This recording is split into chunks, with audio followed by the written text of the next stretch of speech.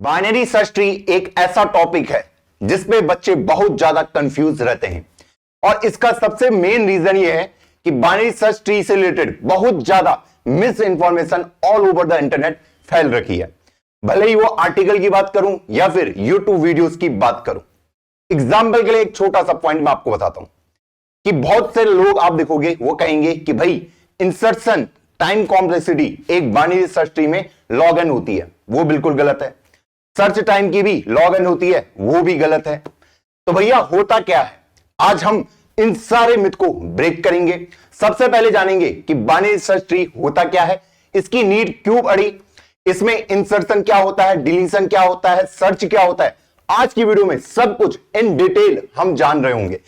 एक चीज की मैं आपको गारंटी दूंगा कि आज अगर आप ये टॉपिक पढ़ लोगे जिंदगी भर कभी नहीं भूल पाओगे, इसकी मैं आपको गारंटी देता हूं। इंटरव्यू में जाओगे वहां उनको पता चल जाएगा आप कहां से पढ़ के आए हैं, कोडा आर्मी से हम भैया पढ़ के आए हैं। तो इसी बात पे लाइक कर दो वीडियो को सबसे पहले और इस टॉपिक को स्टार्ट करते हैं। चलिए, टॉपिक का नाम है बाइनरी सर्च ट्री। अच्छा भैया, अभी तक हमने बाइनरी ट्री पढ़ा है, तो ये टॉपिक क्या है, ये बाइनरी सर्च ट्री कैसा टॉपिक होता है, चलिए पहले समझने की कोशिश करते हैं। ये हमारे पास एक बाइनरी ट्री गिवन है।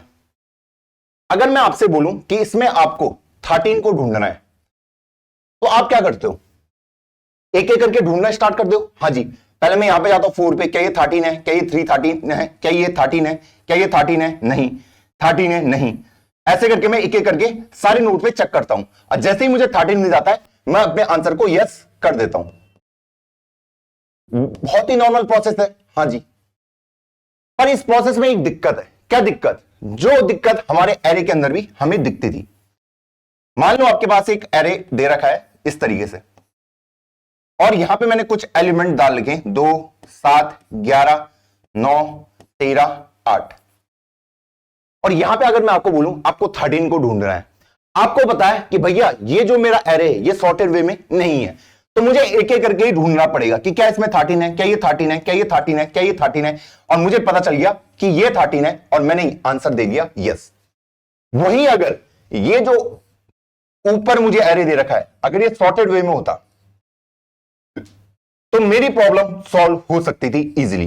कैसे, वो भी देख लेते हैं। हम यहां पे क्या लगाते, मुझे पता है ये सॉर्टेड वे में, तो यहां पे मैं क्या लगाता, बाइनरी सर्च लगाता। पहले मैं मिडिल वाले में जाता, हाँ जी, फिर मैं देखता क्या ये 13 है, वो कहेगा नहीं, उसने बोला ये 13 बड़ा है इससे, तो मैं किस साइड को जाता हूं, राइट साइड को ढूंढने की कोशिश करता हूं। अब मेरे पास इतना एरे बचा है, फिर इसके मिडिल में जाता हूं, बोलता हूं क्या ये 13 है, वो कहेगा नहीं, बोलता है कि 13 इससे बड़ा है, तो किधर को मिलेगा, राइट साइड में। अब मैं राइट साइड में आया, मैंने बोला क्या ये 13 है, उसने कहा यस और मुझे मेरा आंसर मिल गया। यहां पे मैं कम टाइम पे उस चीज को निकाल पा रहा हूं, कितने टाइम पे, लॉग एन टाइम पे। वहीं यहां पे मुझे ऑर्डर ऑफ एन टाइम लग रहा था। अब ऐसा क्यों हो रहा था, क्योंकि यहां पे जो डेटा अरेंज मैंने किया हुआ है एक पर्टिकुलर ऑर्डर में कर रखा है।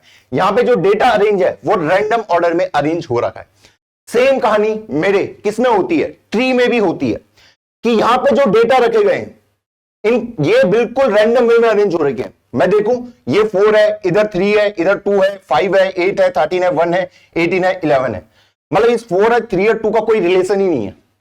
जैसे मैं यहां पे देखता हूं ना 2 और 7 में क्या रिलेशन है कि 7 इससे बड़ा होगा, 7 8 में क्या रिलेशन है, ये इससे बड़ा होगा, लेकिन ऐसा रिलेशन यहां पे होता ही नहीं है जो मेरा नॉर्मल बाइनरी ट्री होता है।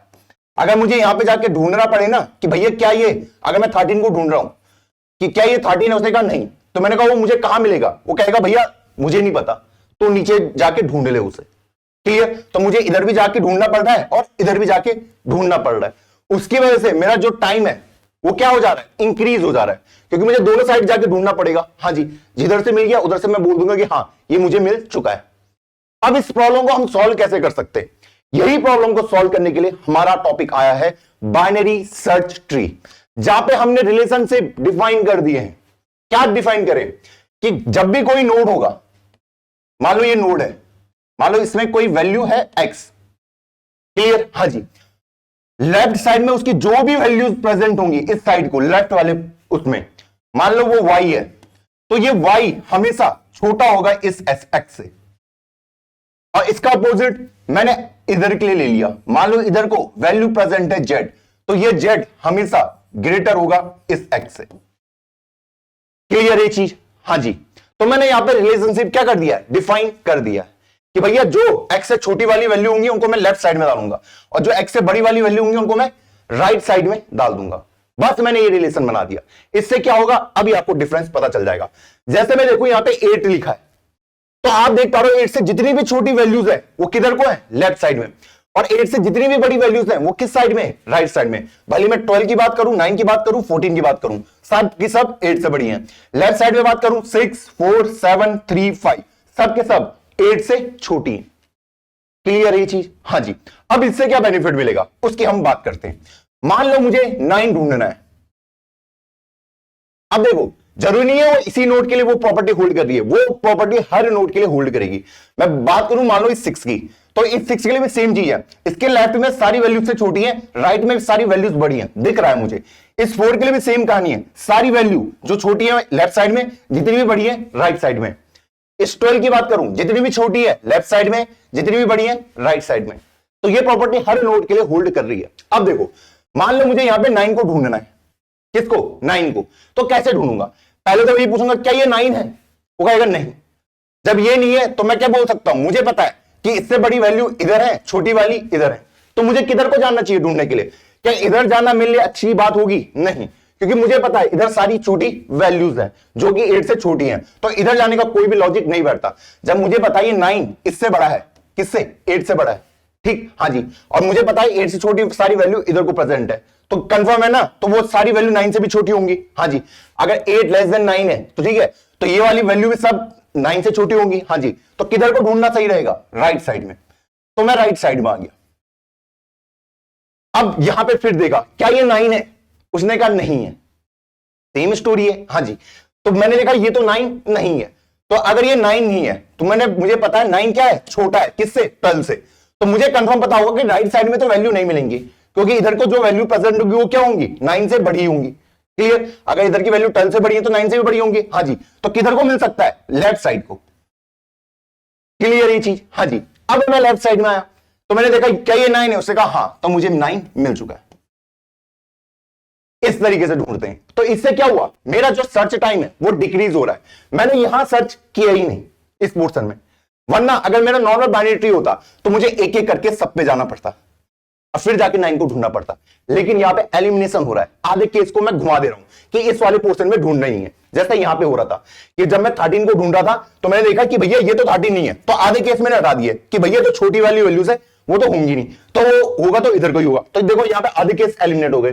सेम यहां पे भी मैंने कर दिया, आधे केस एलिमिनेट कर दिए, अब मैं राइट साइड को चला गया। तो क्या ये चीज आसान आपको लग रही है? हाँ जी, मैंने कहा यही मेरा बाइनरी सर्च ट्री का कॉन्सेप्ट बोलता है कि आपको अपने डेटा को एक प्रॉपर वे में अरेंज करना है ताकि मैं उसको सर्च इजीली कर पाऊं। क्लियर? हाँ जी भैया, वह उसकी उसने प्रॉपर्टी बोल रही है कि जो भी आपका ये नोड होगा उससे छोटी वाली वैल्यू इधर होंगी, बड़ी वाली इधर होंगी। अभी कुछ डुप्लीकेट वाले केस भी आते हैं कि अगर मेरे पास डुप्लीकेट हुए तो उस केस को कैसे हैंडल करें, अभी उसको भी हैंडल करेंगे, रुक जाओ थोड़ी देर, ठीक। अभी हम सिर्फ देख रहे हैं कि यूनिक एलिमेंट मेरे पास प्रेजेंट है। आई होप ये समझ आ गया होगा। हाँ जी, अब मान लो मुझे एक एरे गिवन है, इसको मिटा देता हूं, चलो यहां पे ले लेते हैं। मान लो एक एरे गिवन है,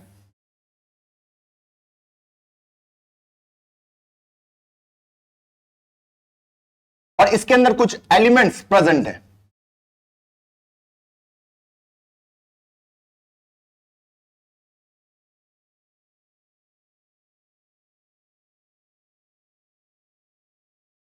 इस तरीके से। क्लियर है? हाँ जी, वो कह रहा है कि एक एक करके इन एलिमेंट को उठाओ, एक एक करके, और एक बाइनरी सर्च ट्री को क्रिएट करो। तो कैसे करूंगा वो अब हम ध्यान से देखते हैं। सबसे पहले मैंने किसको देखा है? 6 को। तो सबसे पहले मैं इस 6 को क्रिएट करूंगा। सबसे पहले तो रूट नोड क्रिएट होगा। हाँ जी, जब कुछ है नहीं। हाँ जी, फिर मेरे पास आया 3। कौन आया? 3 आया। जब 3 मेरे पास आया तो मैं कैसे करूंगा इसको क्रिएट? मैं सबसे पहले यहां पे देखूंगा इस 3 को, क्या ये 3 इससे छोटा है? उसने कहा हाँ। तो अगर छोटा है तो किधर को जाएगा? 3 लेफ्ट में जाएगा। हाँ जी, तो मैं इसको लेफ्ट में लिया। अब लेफ्ट में कुछ है तो नहीं, तो इस 3 को मैंने यहां क्रिएट कर दिया और ये ऐसे कनेक्ट। क्लियर? हाँ जी। अब आया मेरा 11, फिर से रूट नोड पे जाऊंगा। मैंने बोला क्या 11 6 से छोटा है? उसने कहा नहीं है। क्या है? बड़ा है। तो किधर को जाएगा? राइट साइड में। तो मैं राइट साइड में गया, तो उसको मैंने क्रिएट कर दिया। अब अगला है मेरा 5। फिर से क्या 5 6 से छोटा है, वही पूछ रहा हूं। उसने कहा है, तो मैंने कहा ये लेफ्ट साइड में आएगा। अब मैं इधर को आ गया लेफ्ट साइड में। फिर से पूछा क्या 5 3 से छोटा है, उसने कहा नहीं, कि मैं तो बड़ा हूं, तो ये किधर को जाएगा, राइट साइड में। तो इसको मैं राइट साइड में कनेक्ट कर दूंगा। बस ऐसी है प्रोसेस, कोई रॉकेट साइंस नहीं है। अब आया मेरे पास 7। कौन आया है, 7 महाराज आए हैं बहुत दूर से।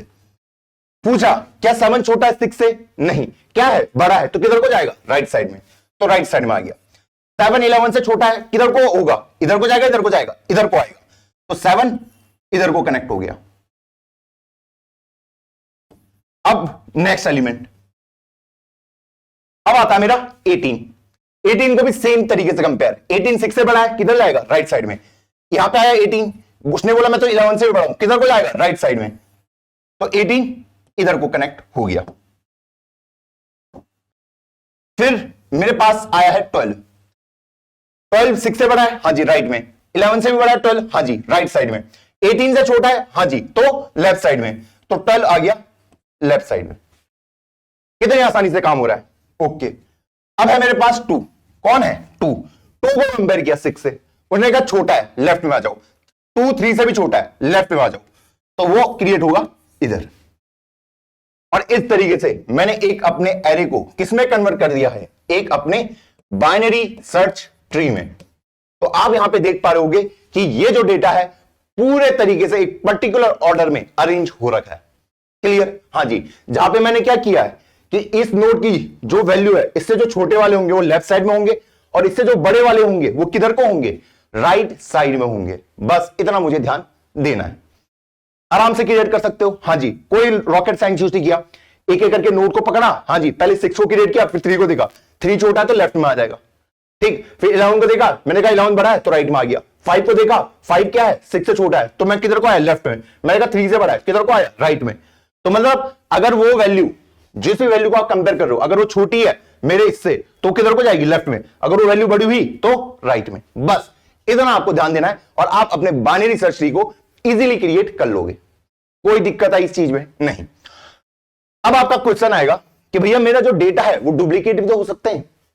डुप्लीकेट केस को कैसे हैंडल करूंगा। मान लो मेरे पास इसके बाद आ जाता है, मान लो 11 ही आ जाता है, कि आपको 11 को लगाना है। क्लियर, हाँ जी, ये मुझे कह रहा है। तो मैं यहां पे आया, हाँ जी, मैंने देखा 11 तो बड़ा है किससे, 6 से, तो मैं राइट में आ गया। अब मैंने देखा कि 11 को मुझे डालना है, हाँ जी, मैंने देखा 11 ना तो इससे छोटा है 11 से, ना तो बड़ा है, तो किधर को लगाऊंगा। ये तो कंफ्यूजन वाला हो गया। हाँ जी, मैंने कहा मेरे पास 11 आया है, हाँ जी, मैंने कहा उसको कहां लगाऊं, लेफ्ट साइड में लगाऊं या राइट साइड में लगाऊं। लेफ्ट साइड में तो सिर्फ मैं उनको लगा रहा हूं जो कि क्या है, छोटे हैं। राइट साइड में किसको लगा रहा हूं, जो कि बड़े। तो 11 को कहां डालू भैया। देखो यहां पे आप कुछ भी यूज कर सकते हो, बस उस लॉजिक को आपको डिफाइन करना पड़ेगा। आप इसको इस तरीके से भी डिफाइन कर सकते हो, अगर मेरे बराबर आता है तो मैं उसको राइट साइड में ही डालूंगा।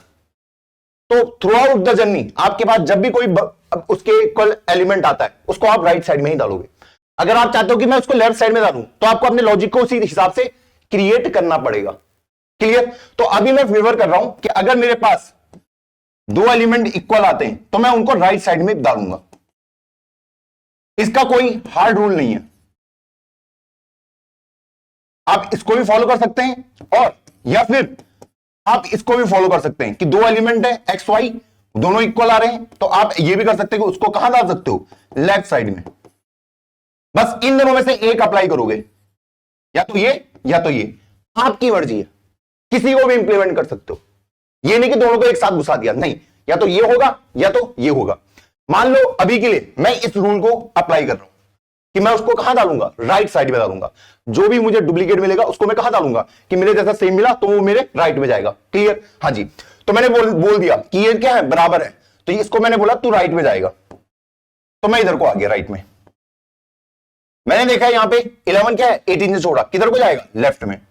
मैंने देखा 11 क्या है, 12 से छोटा, कहां जाएगा, लेफ्ट में। तो अब 11 यहां पे आ जाएगा इस तरीके से। क्लियर ये चीज, हाँ जी। अब इसके बाद मान लो आपके पास आता है एक वैल्यू आती है 3, क्या आती है, 3 को भी डालना है। फिर से कंपेयर किया, मुझे पता 3 छोटा है 6 से, मैं इधर को आ गया। मैंने कहा 3 और 3 क्या है, बराबर है। जब बराबर है तो मैंने एक चीज डिसाइड कर दी, किधर को डालूंगा, राइट साइड में। तो इस 3 को मैं राइट साइड में भेजूंगा। तो अब मैं इसके साथ कंपेयर करूंगा कि 3 और 5 में से 3 छोटा है, किधर को आएगा, लेफ्ट में। इस तरीके से मैंने इसको डिफाइन किया है। या तो आप ये वाला रूल फॉलो करो या फिर ये वाला रूल फॉलो करो। तो आप यहां पे किस तरीके से रूल को डिफाइन कर सकते हो जब भी आप इंसर्शन कर रहे हो, बहुत ही आसान है। अगर मैं इसको रूट बोल दूं, इसको, ठीक है, और जिसको मुझे इंसर्ट कराना है, जिस वैल्यू को, उसको मैं वैल्यू बोल दूं। अगर ये वैल्यू छोटी आती है मेरे रूट से तो मैं लेफ्ट साइड में जाऊंगा,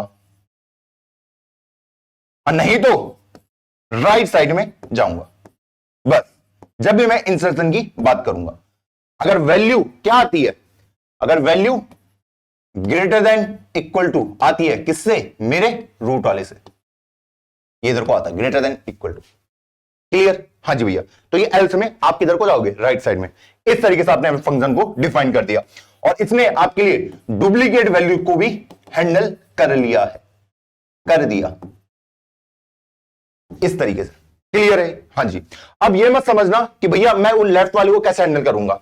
ये सेकंड वाला केस तो आपने बताया नहीं, ये वाला कि जब मैं लेफ्ट साइड में जाऊंगा, अगर मेरे पास एक जैसे दो एलिमेंट आते हैं, मैंने कर लू, उसको भी हैंडल करना सीख लेते हैं। मान लो आपके पास 7 3 7 8 4 ये आ रखा, ठीक है। सबसे पहले कौन क्रिएट होगा, 7, ठीक, हाँ जी। फिर कौन क्रिएट होगा, 3 छोटा है, इधर को अटैच कर दिया। फिर किधर को कौन देखा आपने, 7 देखा। अब आप दूसरा वाला रूल फॉलो कर रहे हो, कौन सा, अगर ये दोनों इक्वल आते हैं तो आप उसको लेफ्ट साइड में भेजोगे। अब आप सेकंड रूल फॉलो कर रहे हो, तो 7 पहले इधर को आया, मैंने कहा 7 3 से तो बड़ा है तो इधर को अटैच हो जाएगा। फिर मेरे पास 8 है, 8 किधर को अटैच होगा, बड़ी वाली वैल्यू इधर को। और फिर मेरे पास 4 आया, मुझे पता 4 इससे छोटा है, उसे पता वो 3 से बड़ा है, उसे पता वो 7 से छोटा है, तो 4 इधर को अटैच हो गया। इस तरीके से आप इसको बना सकते हो। तो यहां पे आप देख पा रहे हो कि 7 से जो भी छोटी है उसके बराबर वाली वैल्यू होंगी वो लेफ्ट साइड में होंगी, और 7 से जो भी बड़ी वाली वैल्यू होंगी वो राइट साइड में होंगी, अगर आप सेकंड रूल फॉलो करते हो। अगर आप फर्स्ट रूल फॉलो करते हो तो यहां पे आपको बोलना पड़ेगा 6 से छोटी वाली वैल्यू लेफ्ट साइड में, और 6 और उसके बराबर वाली वैल्यू राइट साइड में जाएंगी मेरी। वैसी 11 से छोटी वाली वैल्यू लेफ्ट साइड में, 11 और उसके बराबर वाली वैल्यू राइट साइड में। और ये आपने लॉजिक डिफाइन कर दिया। कोई दिक्कत आई नहीं भैया। अब मेरे पास एक एरे दे रखा होगा और मुझे इस ट्री को क्रिएट करना है, कैसे कर पाएंगे। अब हम चलते हैं इंप्लीमेंटेशन पार्ट पे, कैसे हम इसको इंप्लीमेंट करेंगे। तो देखो बहुत ध्यान से देखना मैं यहां पे क्या कर रहा हूं। सबसे पहले मेरे पास एक एरे होगा 8 4 3 6 11 13 12 5। मान लो ये एरे मुझे गिवन है। इनिशियली मेरे पास सबसे पहले कौन आएगा, 8 आएगा। इनिशियली तो कुछ है नहीं, हाँ जी भैया। तो सबसे पहले 8 को क्रिएट कर दिया, क्लियर, हाँ जी। उसके बाद मैं इसको इस 4 को इंसर्ट करवाना है, ठीक है। इंसर्ट ही तो हो रहा है एक तरीके से इसके अंदर, हाँ जी। तो मैं 4 को यहां पे लेके आया, मैंने देखा 4 क्या है, 8 से छोटा है, तो मैं लेफ्ट साइड में आ गया। किधर को आ गया, लेफ्ट साइड में। लेफ्ट साइड में गया तो मैंने देखा यहां पे कुछ भी नहीं है, कुछ भी नहीं है। जब कुछ भी नहीं होगा तो आपको 4 को क्रिएट कर देना है और अपने एड्रेस को ऊपर रिटर्न करवा देना ताकि ये कनेक्टेड हो जाए, क्लियर, हाँ जी। अब मेरे पास आया 3, कंपेयर किया यही रूट नोड से, क्या 3 छोटा है, हाँ जी। 3 छोटा है, हाँ जी। मैं कहां पहुंच गया, नल पे। पहले इसको क्रिएट कर दो, हाँ जी, और अपने एड्रेस को ऊपर रिटर्न कर दो ताकि एड्रेस यहां स्टोर हो जाए। कोई दिक्कत आई नहीं। सेम कहानी इस 6 की। 6 का क्या होगा, सबसे पहले देखा 6 क्या है, 8 से छोटा, इधर को आया। उसने देखा 4 से बड़ा है 6, इधर को आया। जब इधर को आया मैंने देखा यहां मैं कहां पहुंच चुका, रूट नल पे।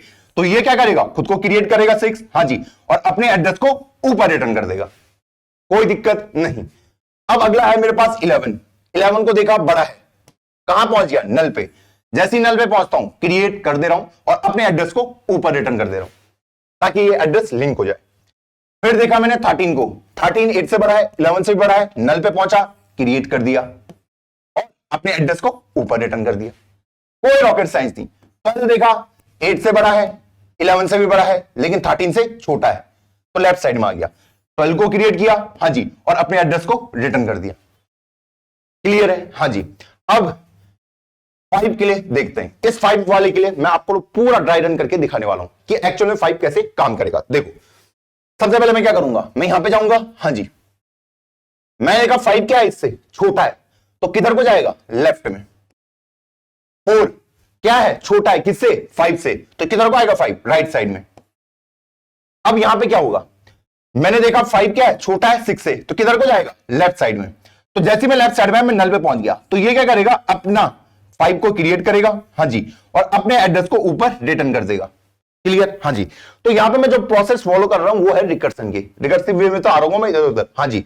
तो इसने अपना एड्रेस रिटर्न किया, अब यहां से मुझे वापस जाना है, यहां से वापस जाना है। जब वापस जाऊंगा तो ये भी अपने एड्रेस को यहां रिटर्न करेगा, जब वापस जाऊंगा तो ये भी अपने एड्रेस को रिटर्न करेगा ऊपर, और मैं ऊपर एड्रेस रिटर्न करके बाहर आ जाऊंगा। ये लॉजिक मैंने बना रखा है, ठीक, हाँ जी। देखो ये एड्रेस रिटर्न कब कर रहा होगा, एड्रेस रिटर्न कब होगा, आपको सोचो, आपने कोई फंक्शन बनाया होगा, हाँ जी, अगर वो एड्रेस रिटर्न करेगा तो कुछ इस तरीके से दिखेगा, नोट पॉइंटर, ताकि एड्रेस वो कुछ एक्सपेक्ट कर रहा होगा, हाँ जी। मान लो मैं क्रिएट बीएसटी या फिर इंसर्ट नाम का कोई फंक्शन बनाता हूं, अगर वो एड्रेस रिटर्न कर रहा है ये वाला, ठीक है, तो यहां पे कोई फंक्शन होगा, हाँ जी, तो ये अगर रिटर्न वैल्यू दे रहा है तो ये यहां पे जाके स्टोर हो रही है, हाँ जी। अब ये जब रिटर्न होगा वापस, तो ये अपने एड्रेस को यहां पे दे देगा, ये अपने एड्रेस को यहां पे दे देगा, ताकि मेरा लॉजिक डिफाइन हो पाए। क्लियर, हाँ जी। तो अभी देखते हैं जब हम कोड पार्ट लिखते हैं, अभी और दूर हो जाएगा कंफ्यूजन। तो सबसे पहले मुझे क्या चाहिए होगा, एक क्लास नोड,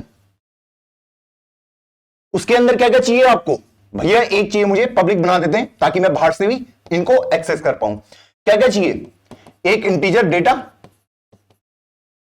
और एक node pointer left comma right, 2 pointer ले लिए लेफ्ट और राइट। और यहां पे मैंने बना दिया इसका कंस्ट्रक्टर, जिसके लिए अंदर मैंने लिख दिया इंटीजर वैल्यू। ये तो बहुत आसान चीज है, इसको तो समझाने की भी आपको लोगों को जरूरत नहीं है, क्योंकि हमने इसको इतनी बार कर लिया है।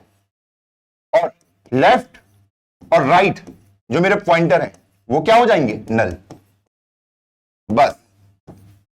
तो ये तो क्या बन गया, नोड बन गया। अब हम आते हैं इंसर्शन वाले में, किसमें, इंसर्शन में। मान लो ये मेरा मेन फंक्शन है, इंट मेन। तो यहां पे सबसे पहले मुझे किसकी जरूरत होगी, एक नोड पॉइंटर रूट की, सॉरी सबसे पहले तो एक एरे, मान लो एरे ये है जिसको आपको कन्वर्ट करना है बाइनरी सर्च ट्री में। तो यहां पे कुछ वैल्यू दे रखी है, 3 7 4 1 6 8, इस तरीके से 1 2 3 4 5 6 वैल्यूज आपको दे रही है। अब आपको चाहिए यहां पे नोड पॉइंटर रूट। क्लियर, हाँ जी। अब आप क्या करोगे, यहां पे उसको समझने की कोशिश करते हैं।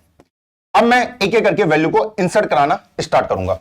इनिशियली रूट को क्या लिख दूंगा, नल, इनिशियली रूट एग्जिस्ट नहीं करता, हाँ जी, इस तरीके से।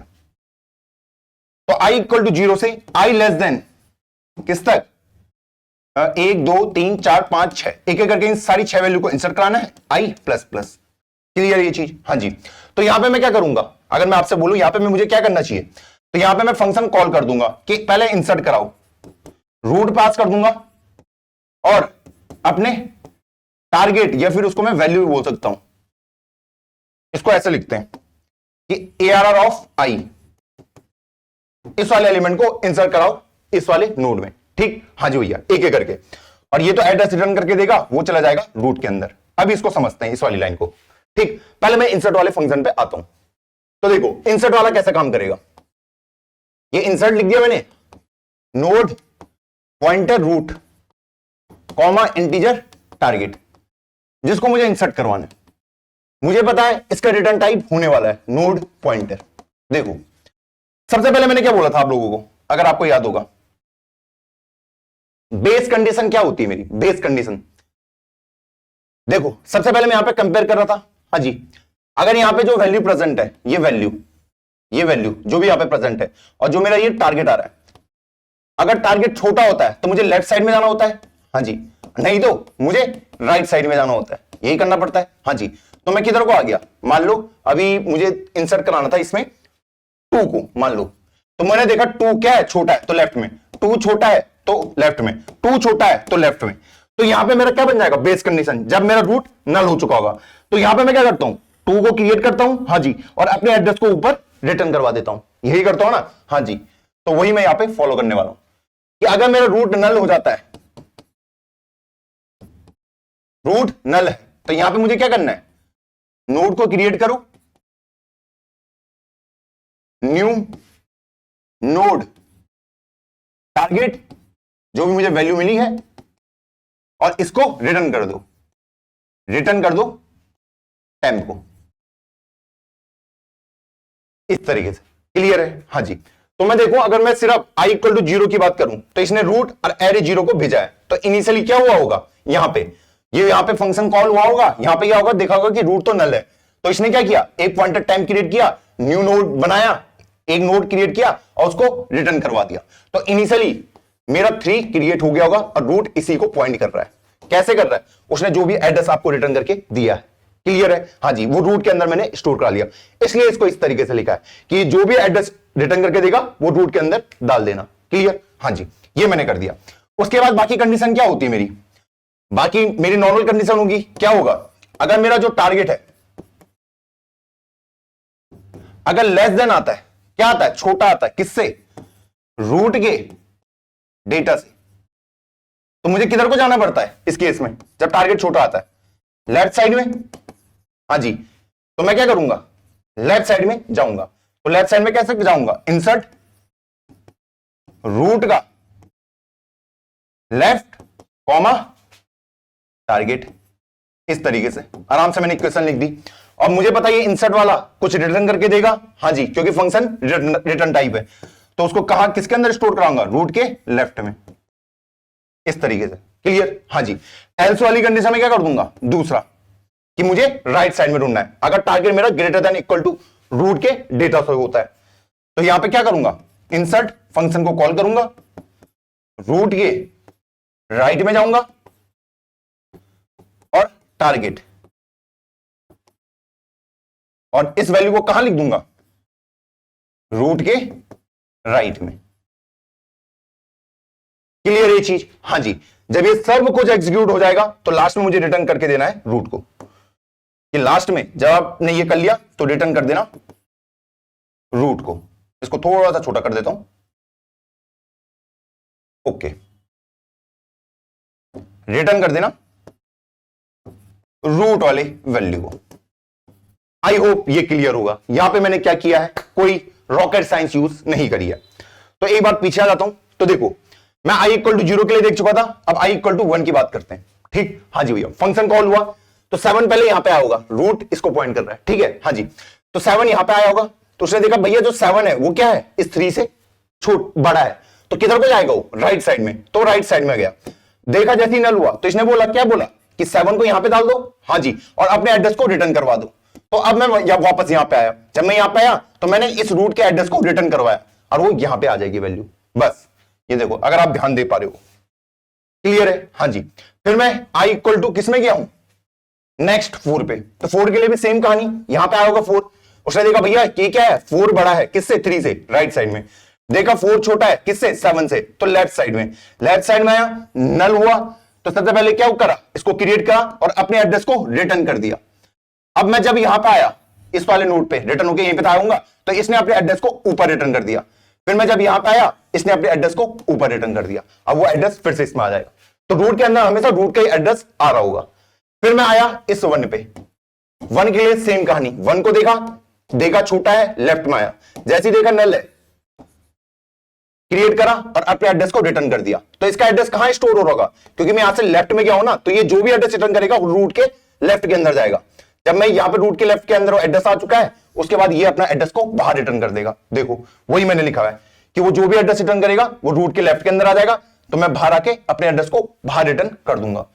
फिर मेरे पास आया है 6 के लिए सेम कहानी, मैंने कहा 6 क्या है, 3 से बड़ा, राइट में आया। 6 क्या है, 7 से छोटा, लेफ्ट में आया। 6 क्या है, 4 से बड़ा, राइट में आया।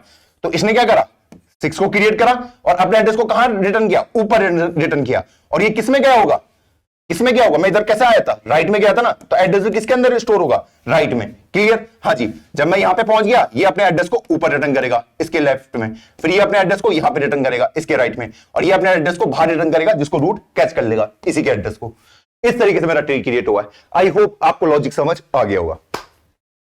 अब अगर मैं आपसे यहां पे पूछूं इसके टाइम कॉम्प्लेक्सिटी इंसर्शन की कितनी होगी, एक ट्री में एक नोड को इंसर्ट कराने की आपकी टाइम कॉम्प्लेक्सिटी कितनी होगी। अभी मैं क्रिएशन की बात नहीं कर रहा हूं।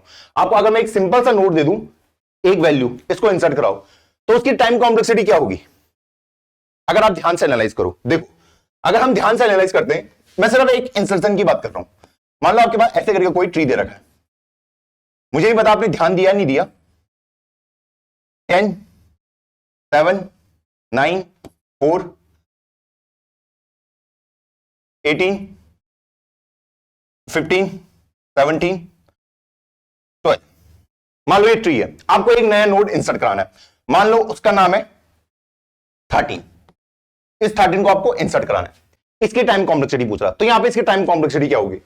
मैं 13 को यहां पे लेके आया, मैंने कंपेयर किया, मैंने क्या देखा 13 और 10, मैंने कहा 13 बड़ा है तो मैं राइट साइड में आया। 13 और 18, मैंने देखा 13 छोटा है, लेफ्ट साइड में आया। 15 और 13 छोटा है, लेफ्ट साइड में आया। 13 और 12 बड़ा है, 13 राइट साइड में आया। तो आप देख पा रहे हो कि जब भी मैं किसी नोड को कनेक्ट कर रहा हूं तो लीफ पे ही जाके क्या हो रहा है, ऐड हो रहा है।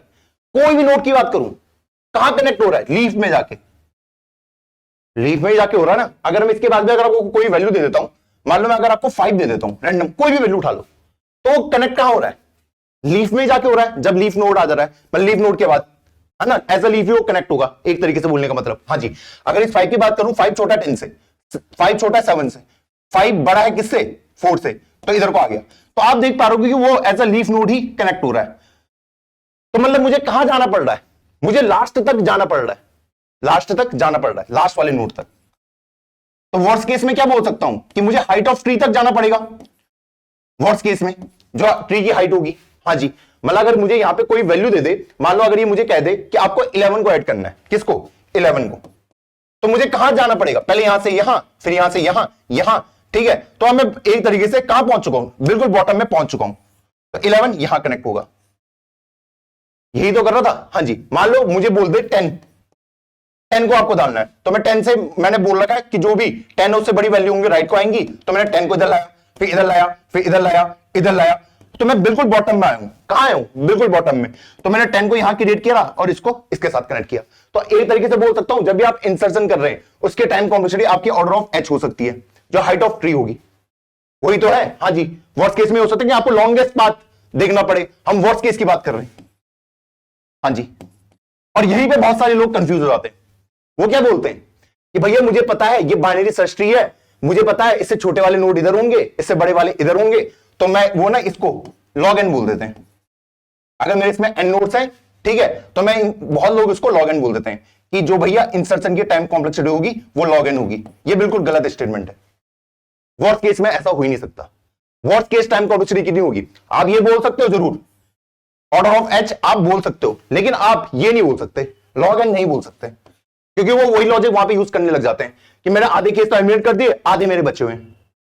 ऐसा नहीं हो रहा है। देखो एज केस, देखो एज केस क्या होगा। एज केस, अगर आपका ट्री ऐसा ग्रो हो रहा है एक साइड को, अब मैं आपको बोलूंगा 5 को ऐड करो, वर्स्ट केस जूम करना ना। हाँ जी, अब आपको 5 को ऐड करना है, कितनी कॉम्प्लेक्सिटी रही होगी इंसर्शन की। अगर आप इसके बाद में आपको 6 को ऐड करना है, तो एक एक करके आप सारे नोट पे तो जा रहे हो। हाँ जी भैया, सारे नोट पे तो जा रहे हो। तो मैं बोल सकता हूं वर्स्ट केस में जो इंसर्शन की टाइम कॉम्प्लेक्सिटी होगी वो ऑर्डर ऑफ एन होगी, जितने नोट प्रेजेंट है। इसके बाद अगर मैं वर्स्ट केस में क्या होता है, मैं वर्स्ट केस सिनेरियो जूम करता हूं। हाँ जी, तो अगर मैं 6 को ऐड करने के लिए बोलूं तो एक एक करके सारे नोट पे जा रहा हूं। हाँ जी, और फिर जाके उस 6 को ऐड कर रहा हूं। इसलिए इसकी जो कॉम्प्लेक्सिटी निकलती है वर्स्ट केस की, क्या निकलती है, ऑर्डर ऑफ एन। कभी मत भूलना, अगर आपका ट्री ऐसा करके या तो असेंडिंग ऑर्डर में या फिर डिसेंडिंग ऑर्डर में, 8 7 6 5, और अब आपको बोलते 4 को ऐड करो, 4 कहां ऐड होगा, एक एक करके मुझे जाना पड़ेगा और फिर यहां पे जाके वो 4 ऐड होगा। तो इन केसेस को भूलना नहीं है, इसलिए वो वहां पे वो लॉग इन को मत लिख देना। क्लियर है। हाँ जी, आई वो आपको क्लियर होगा। हाँ, अब इस ट्री को क्रिएट करने के टाइम कॉम्प्लेक्सिटी कितनी होगी वर्स्ट केस में, वर्स्ट केस में कितनी होगी, आई होप आप सबने निकाल लिया होगा कितनी होगी। अगर मुझे पूरा ट्री क्रिएट करना है तो उसकी जो टाइम कॉम्प्लेक्सिटी निकलेगी वो कितनी निकलेगी, ऑर्डर ऑफ एन स्क्वायर। कैसे भैया, ऑर्डर ऑफ एन स्क्वायर कैसे निकली, वो भी आसान है। देखो आप पहला नोड लाए, मान लो पहला नोड आपका 1 आया, आपने यहां पे क्रिएट करा, फिर सेकंड नोड 2 आया तो यहां पे, फिर 3 आया तो यहां पे, फिर 4 आया, 1 2 3 4, यहां पे, फिर मान लो 5 आया, तो 1 2 3 4, फिर आप यहां पे जाके आपने 5 को कनेक्ट किया, तो आप देख पा रहे हो कि 1 को कनेक्ट करने में 1 टाइम लगा, 2 को कनेक्ट करने में 2 लगा, 3 को 3 लगा, 4 को 1 2 3 4 4 लगा, और डैश डैश अगर nth नोड होगा तो n टाइम, इसको अगर ऐड करूंगा तो ऑर्डर ऑफ n स्क्वायर आएगा। इस तरीके से टाइम कॉम्प्लेक्सिटी निकली है। कोई दिक्कत है बताइए? नहीं भैया कोई दिक्कत नहीं है। जब मैं क्या यूज कर रहा हूं, रिकर्सन। अब अगर मैं इसी में आपसे पूछ लूं, किसमें, इसमें, कि आपकी स्पेस कॉम्प्लेक्सिटी कितनी होगी जब आप रिकर्सन यूज कर रहे हैं, क्या गेस कर सकते हो स्पेस कॉम्प्लेक्सिटी कितनी यूज होगी? स्पेस कॉम्प्लेक्सिटी में ये नोड ऐड नहीं होंगे, ठीक है, क्योंकि ट्री तो क्रिएट करना है। उसके अलावा जो ऑक्सिलरी स्पेस है, ऑक्सिलरी स्पेस कौन यूज करेगा? मेरा रिकर्सन यूज करेगा। करेगा नहीं करेगा? हाँ जी भैया, ये रिकर्सिव कॉल जा रहे हैं। हाँ जी भैया। और स्टैक की हाइट कितनी बनती है? स्टैक कितनी मेमोरी लेता है? हम सबको पता ना स्टैक कितनी मेमोरी लेता है। स्टैक के अंदर जो इंप्लीमेंट होता है रिकर्सन, हाँ जी भैया, जो height of maximum height of tree होती है। हाँ जी भैया, और यहां पे मैक्सिमम हाइट कितनी जा सकती है? Order of n। तो भैया स्पेस कॉम्प्लेक्सिटी हो गई ऑर्डर ऑफ n। तो ये कैसे हुआ होगा? स्टैक के अंदर ऐसा क्या होगा? 1 भी रहा होगा, 2 भी रहा होगा, 3 भी रहा होगा, 4 भी रहा होगा, फिर 5। मान लो आप 6 को ऐड कर रहे हो, तो फिर जाके आपने 6 को ऐड किया, उसके बाद फंक्शन कॉल वापस वापस वापस वापस वापस, तो यहां से वो 5 4 3 2 1 मिटना शुरू। तो स्पेस कॉम्प्लेक्सिटी कितनी हो जाएगी वर्स्ट केस में? Order of n time. Clear है ये चीज? हाँ जी। टाइम कॉम्प्लेक्सिटी क्लियर है? हाँ जी। इंसर्शन की टाइम कॉम्प्लेक्सिटी क्लियर है? कितनी होगी बाइनरी सर्च ट्री में भी? वो कितनी होगी? ऑर्डर ऑफ n ही होगी। और जो हमारा ट्री क्रिएशन का टाइम है वो कितना होगा? Order of n square worst case में। अब हमारे पास एक तरीका और है जिससे हम इस टाइम कॉम्प्लेक्सिटी को डिक्रीज कर सकते हैं ट्री को क्रिएट करने का, पर वो क्या है वो मैं नेक्स्ट लेक्चर में डिस्कस करूंगा। पर अगर अभी के लिए हम ये मान लें कि भैया ट्री को क्रिएट करने की जो टाइम कॉम्प्लेक्सिटी आएगी वो ऑर्डर ऑफ n स्क्वायर आएगी।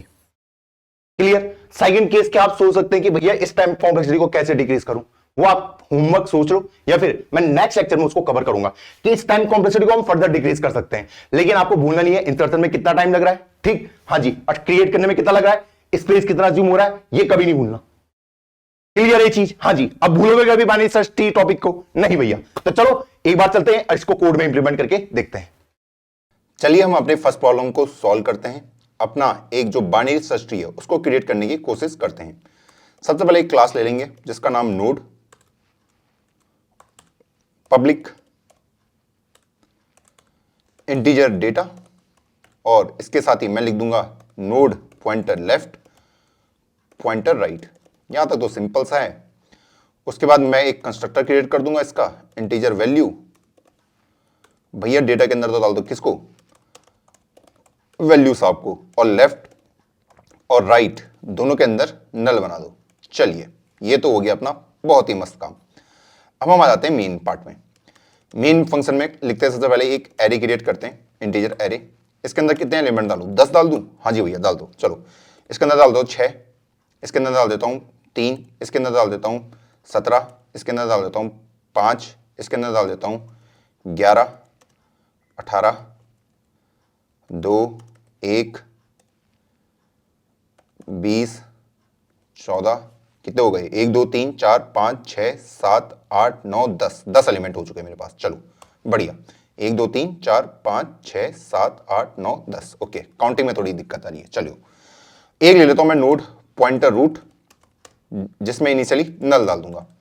अब यहां से for integer i equal to 0 से i less than 10 i plus plus एक बाइनरी सर्च ट्री क्रिएट कर रहा हूं जिसका साइज कितना होगा? मेरा 10 साइज का। तो रूट इक्वल टू मैं यहां पे इंसर्ट कराना शुरू कर दूंगा।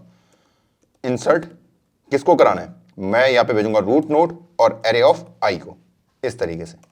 क्लियर है? हाँ जी। तो चलो इंसर्ट कराना स्टार्ट करते हैं। तो यहां पे सबसे पहले मुझे क्या चाहिए होगा? नोड पॉइंटर इंसर्ट, एक एक करके इंसर्ट करवा रहा हूं, और उसके बाद नोड पॉइंटर रूट और इंटीजर टारगेट जिसको मुझे डालना है। चलिए सबसे पहले मेरा बेस केस क्या होगा? बेस केस जाहिर सी बात है, जैसे मेरा रूट नल बनेगा मुझे पता है मुझे इसको क्रिएट करना है। Node pointer temp equal to new node target. चलिए बहुत सही, और रिटर्न कर दो अपने टेम्प को। नोड को क्रिएट कर चुका हूं और उसी को रिटर्न कर दो। बाकी फिर क्या होगा? फिर मुझे यहां पे देखना पड़ेगा वैल्यू को कंपैरिजन कि इफ टारगेट क्या होगा, अगर छोटा हुआ मेरे रूट के डेटा से। तो मुझे पता है मुझे किस साइड को जाना है, लेफ्ट साइड को। लेफ्ट साइड में इंसर्शन होगा, तो वही मैं यहाँ पे करने वाला हूँ। तो मैं यहाँ पे लिख देता हूँ कि भैया रूट के लेफ्ट में डालना है तुम्हें, जो भी करोगे। तो यहाँ पे मैं इंसर्ट क्या भेजूंगा, रूट का लेफ्ट कॉमा टारगेट, और एल्स में दूसरी साइड को। तो रूट का right equal to insert root का राइट कॉमा टारगेट। चलिए ये बढ़िया कर दिया हमने, और लास्ट में रिटर्न कर दूंगा अपने रूट नोड को। और इस तरीके से हमने अपने काम को कंप्लीट कर दिया है। आई होप ये अच्छा दिख रहा होगा। चलो एक बार रन करके देखते हैं। एक बार रन किया, ओके रन तो बढ़िया हो रहा है, पर भैया पता कैसे चलेगा ये ट्री क्रिएट हुआ है नहीं हुआ है, इसका पता कैसे चलेगा? रन तो हो गया, रन तो कुछ भी हो जाएगा, पर मुझे कंफर्मेशन कैसे मिलेगी? मैंने कहा एक काम करते हैं, इसको ट्रैवर्स तो कर सकते हैं, ट्रैवर्स कर लेते हैं। हाँ जी, अब यहां पे आप एक बहुत ही इंपॉर्टेंट चीज सीखने वाले हो। अगर मैं इसका इन ऑर्डर ट्रैवर्सल निकालूंगा, कौन सा ट्रैवर्सल? In order traversal. तो आप गेस कीजिए इन ऑर्डर ट्रैवर्सल क्या आएगा। वीडियो को पॉज करो और सोचो इसका इन ऑर्डर ट्रैवर्सल क्या आएगा। बहुत इंटरेस्टिंग चीज मिलेगी आपको जब भी मैं बाइनरी सर्च ट्री का क्या करता हूं, इन ऑर्डर ट्रैवर्सल। तो एक काम करते हैं, void inorder node pointer root. तो क्या आएगा वो देख लेते हैं। अगर नॉट रूट, मैं रिटर्न हो जाता हूं, इसमें तो कोई दिक्कत नहीं है। फिर यहां पे अगला, सबसे पहले इसमें क्या बोलता है, पहले मैं क्या करता हूं, लेफ्ट साइड, फिर उसके बाद नोड को प्रिंट करो, और फिर लास्ट में राइट साइड में चले जाओ। तो इनमें से मैं किसी को भी फॉलो कर सकता हूं। चलो पहले लेफ्ट साइड में कैसे जाऊंगा, लिख दो भैया सिंपल सा इन ऑर्डर रूट का लेफ्ट। ये तो आपको याद हो गया होगा अभी तक। उसके बाद नोड को प्रिंट करा दो, सी आउट रूट का डेटा, गैप भी दे देते, थोड़ा स्पेस आ जाएगा। उसके बाद राइट साइड में चले जाओ। मैंने कहा बहुत ही इंपॉर्टेंट चीज आप देखने वाले हो यहां पे, 1 करोड़ की चीज है, सच बता रहा हूं। अब इसको रन करूंगा, आप गेस करो क्या रिजल्ट आएगा, क्या आउटपुट आएगा। इसको अगर मैं रन करता हूं, जी हां, ये आ रहा है मेरे पास एक सॉर्टेड ऑर्डर में। कैसे ऑर्डर में? सॉर्टेड ऑर्डर में। जब भी मैं इसका इन ऑर्डर ट्रैवर्सल करूंगा, सबसे पहले 1 2 3 5 6 11 14 17 18 20, तो 3 4 5 6 7 8 9 और 10 एलिमेंट मेरे पास आउटपुट में आए हैं। और जब भी आप इसका इन ऑर्डर ट्रैवर्सल निकालोगे, वो कैसे आएंगे, एक सॉर्टेड ऑर्डर में। क्लियर है? हाँ जी भैया। तो इस चीज को याद रखना। ऐसा क्यों होता है? क्योंकि सबसे पहले मैं लेफ्ट मोस्ट नोड को प्रिंट कराता हूं, फिर मेरा नोड, और फिर मेरा राइट प्रिंट होता है, इसलिए। तो चलो चलते हैं वीडियो पर वापस, और वहां पे इसको समझने की और अच्छे तरीके से कोशिश करते हैं। अभी हमने अपने एग्जाम्पल में देखा कि जिस ट्री को हमने क्रिएट करा, अगर मैं उसका इन ऑर्डर ट्रैवर्सल निकाल देता हूं, तो मुझे जो डेटा है वो एक असेंडिंग ऑर्डर में मिल जाता है, या फिर मैं उसको दूसरे टर्म में बोल सकता हूं कि वो नॉन डिसेंडिंग ऑर्डर में मिल जाता है। अगर मैं इसका इन ऑर्डर निकालने के लिए बोलूं तो क्या आएगा? सबसे पहले इन ऑर्डर क्या कहता है कि भैया लेफ्ट नोड और राइट। तो सबसे पहले क्या प्रिंट होता है? 7, फिर 10, फिर 12, फिर 15, फिर 18, फिर 20, फिर मेरा प्रिंट होगा कौन सा, इधर को आया मैं 40, फिर 45, फिर 50, और लास्ट में 80 प्रिंट हो जाएगा। तो इन ऑर्डर से हमें ये बेनिफिट मिलता है। तो आपको ये भी कंफर्म हो जाएगा कि जो ट्री आपने क्रिएट किया है, क्या वो सच में ही बाइनरी सर्च ट्री है, फिर आपने कुछ और ही क्रिएट कर दिया है। इस एग्जांपल से आपको पता चल सकता है कि आपने इसको वो किया, इन ऑर्डर निकाला, आपको आंसर मिल गया। या फिर दूसरा तरीका क्या हो सकता है, आप इसका लेवल ऑर्डर ट्रैवर्सल कर दो, ताकि आपको हर लेवल पे पता हो कि उस लेवल पे कौन से नोड प्रेजेंट है। क्लियर है? हाँ जी भैया। तो इन ऑर्डर का हमें यह बेनिफिट मिलता है। अब हम बात करेंगे सर्च की। किसकी? सर्च। अगर मुझे किसी एलिमेंट को सर्च करना है तो हम कैसे कर सकते हैं? मान लो एक टारगेट मुझे दे रखा है कि इस वैल्यू को बताओ कि ये वैल्यू इसके अंदर प्रेजेंट है या नहीं है 40 के लिए। तो कैसे करूंगा? पहले यहां पे चेक जाऊंगा, हाँ जी, देखूंगा क्या ये 40 है, वो कहेगा नहीं, उसने कहा 40 तो इससे बड़ा है। इधर को आ गया, क्या ये 40 है, उसने कहा नहीं, उसने बोला 40 तो इससे छोटा है। मैंने कहा क्या ये 40 है, उसने कहा हाँ। जैसे मुझे पता चला ये 40 है, तो ये क्या बोलेगा, ऊपर रिटर्न 1 कर दो, ऊपर रिटर्न 1 कर दो, और ये बाहर रिटर्न 1 कर देगा, बस। तो जो भी वैल्यू अगर वो प्रेजेंट होती है तो मैं रिटर्न 1 कर देता हूं, अगर प्रेजेंट नहीं हुई तो मुझे रिटर्न 0 करना है। क्लियर? हाँ जी। अब इसी एग्जांपल की हेल्प से मान लो यहां पे तो वैल्यू प्रेजेंट थी, तो मुझे पता चल गया। मान लो अगर ये किसी ऐसी वैल्यू को बोलता है मुझे पता है 8 यहां पे प्रेजेंट नहीं है, तो उसको कैसे करूंगा? मैं यहां पे गया, मैंने कहा क्या ये 8 है? उसने कहा नहीं, 8 तो आपसे छोटा है, लेफ्ट में आ जाओ। क्या ये 8 है? नहीं, उसने कहा आपसे छोटा है। मैंने कहा ये 8 है? उसने कहा नहीं, उसने कहा 8 तो आपसे छोटा है। मैंने कहा ये 8 है? उसने कहा नहीं, तो उसने कहा किधर को जाता है फिर? राइट साइड में, तो इधर को आ गया। तो मैं कहां पहुंच गया हूं? नल में। तो मतलब 8 इसके अंदर प्रेजेंट नहीं है। क्लियर? तो जैसे ही मैं नल में पहुंचूंगा ये बोल देगा रिटर्न 0 कर दो ऊपर, और ऊपर ये इसको 0 दे देगा, ये इसको 0 दे देगा, और ये इसको 0, और ये बाहर 0 लाके दे देगा। तो अगर मैं नल में पहुंच गया तो मुझे कंफर्म पता है कि भाई यहां पे वो एलिमेंट प्रेजेंट नहीं है। तो आप देख सकते हो, क्योंकि मुझे पता है 8 कहां हो सकता है? इसके लेफ्ट में, लेफ्ट में, लेफ्ट में। अब इसके राइट में हो सकता है क्योंकि 8 इससे बड़ा है। तो मैं इधर को आया, यहां पे कुछ नहीं था तो रिटर्न 0। इस तरीके से कर सकते हैं हम ये कोड। हाँ जी, तो यहां पे मुझे सिंपली क्या चाहिए? Boolean search node pointer root और इंटीजर टारगेट, यही तो करना है। हाँ जी, तो यहां पे मैं क्या कर रहा हूं? बेस कंडीशन क्या हो जाएगी? अगर रूट नल हो गया तो रिटर्न 0 कि वो प्रेजेंट नहीं है। क्लियर? अगर मेरा रूट का डेटा बराबर आ जाए किसके? मेरे टारगेट के, तो रिटर्न 1। ये तो करता हूं जैसे ही वो मिलता है। हाँ जी, उसके बाद क्या बोलता हूं? अगर मान लो नहीं आता है, अगर मेरा जो टारगेट है वो क्या है? छोटा है, तो उस केस में क्या करता हूं? लेफ्ट साइड में ढूंढने की कोशिश करता हूं। अगर मेरा रूट का डेटा ग्रेटर आता है किससे? मेरे टारगेट से। टारगेट छोटा है तो किधर को मिलेगा? लेफ्ट साइड में। अगर टारगेट छोटा है लेफ्ट साइड में तो जाना पड़ता है। हाँ जी, तो मैं बोलूंगा लेफ्ट साइड में जाओ। तो लेफ्ट साइड में बोलूंगा सर्च करो जो भी रूट का लेफ्ट कॉमा टारगेट, और ये जो भी रिटर्न करके देगा उसको मैं ऊपर रिटर्न करवा दूंगा। यहां से जो भी आंसर मिलेगा उसको ऊपर रिटर्न। एल्स में राइट साइड में सर्च करो और वो जो भी आंसर लेके देगा उसको रिटर्न कर देना।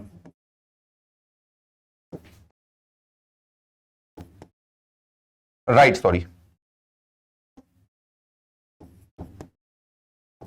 Comma target. इस तरीके से मेरा ये फंक्शन लिख दिया मैंने, बहुत आसानी से लिख दिया। कोई मुझे ऐसा नहीं लगा कोई रॉकेट साइंस यूज करी होगी। अगर रूट का डेटा बड़ा है किससे? टारगेट से। टारगेट कहां होगा? लेफ्ट साइड में। तो वही देखा, टारगेट किससे? रूट डेटा छोटा था, लेफ्ट साइड में जाओ। उसने कहा इससे छोटा है, लेफ्ट साइड में जाओ। छोटा है, लेफ्ट साइड में जाओ। बड़ा है, राइट साइड में आओ। और यहां से इसको रिटर्न 0 किया तो इस 0 ने उसको ऊपर भेजा, ऊपर भेजा, ऊपर भेजा, बाहर निकल गया। अब आप खुद बताइए मुझे कि मेरे सर्च की टाइम कॉम्प्लेक्सिटी कितनी हो सकती है सर्च करने की? मैं आपसे पूछूं, वर्स्ट केस में वो कहां जा सकता है? लास्ट लेवल तक पहुंच सकता है। हाँ जी भैया, तो बोल सकता हूं order of H, height of जो ट्री होगी वर्स्ट केस में, ये इसकी क्या होगी? टाइम कॉम्प्लेक्सिटी होगी। बोल सकता हूं? हाँ जी। और अगर मुझे एन के टर्म में देना पड़े तो मैं बोल सकता हूं वर्स्ट केस में ऑर्डर ऑफ एन होगा। हाँ जी भैया, बोल सकते हैं। कैसे बोल सकते हैं?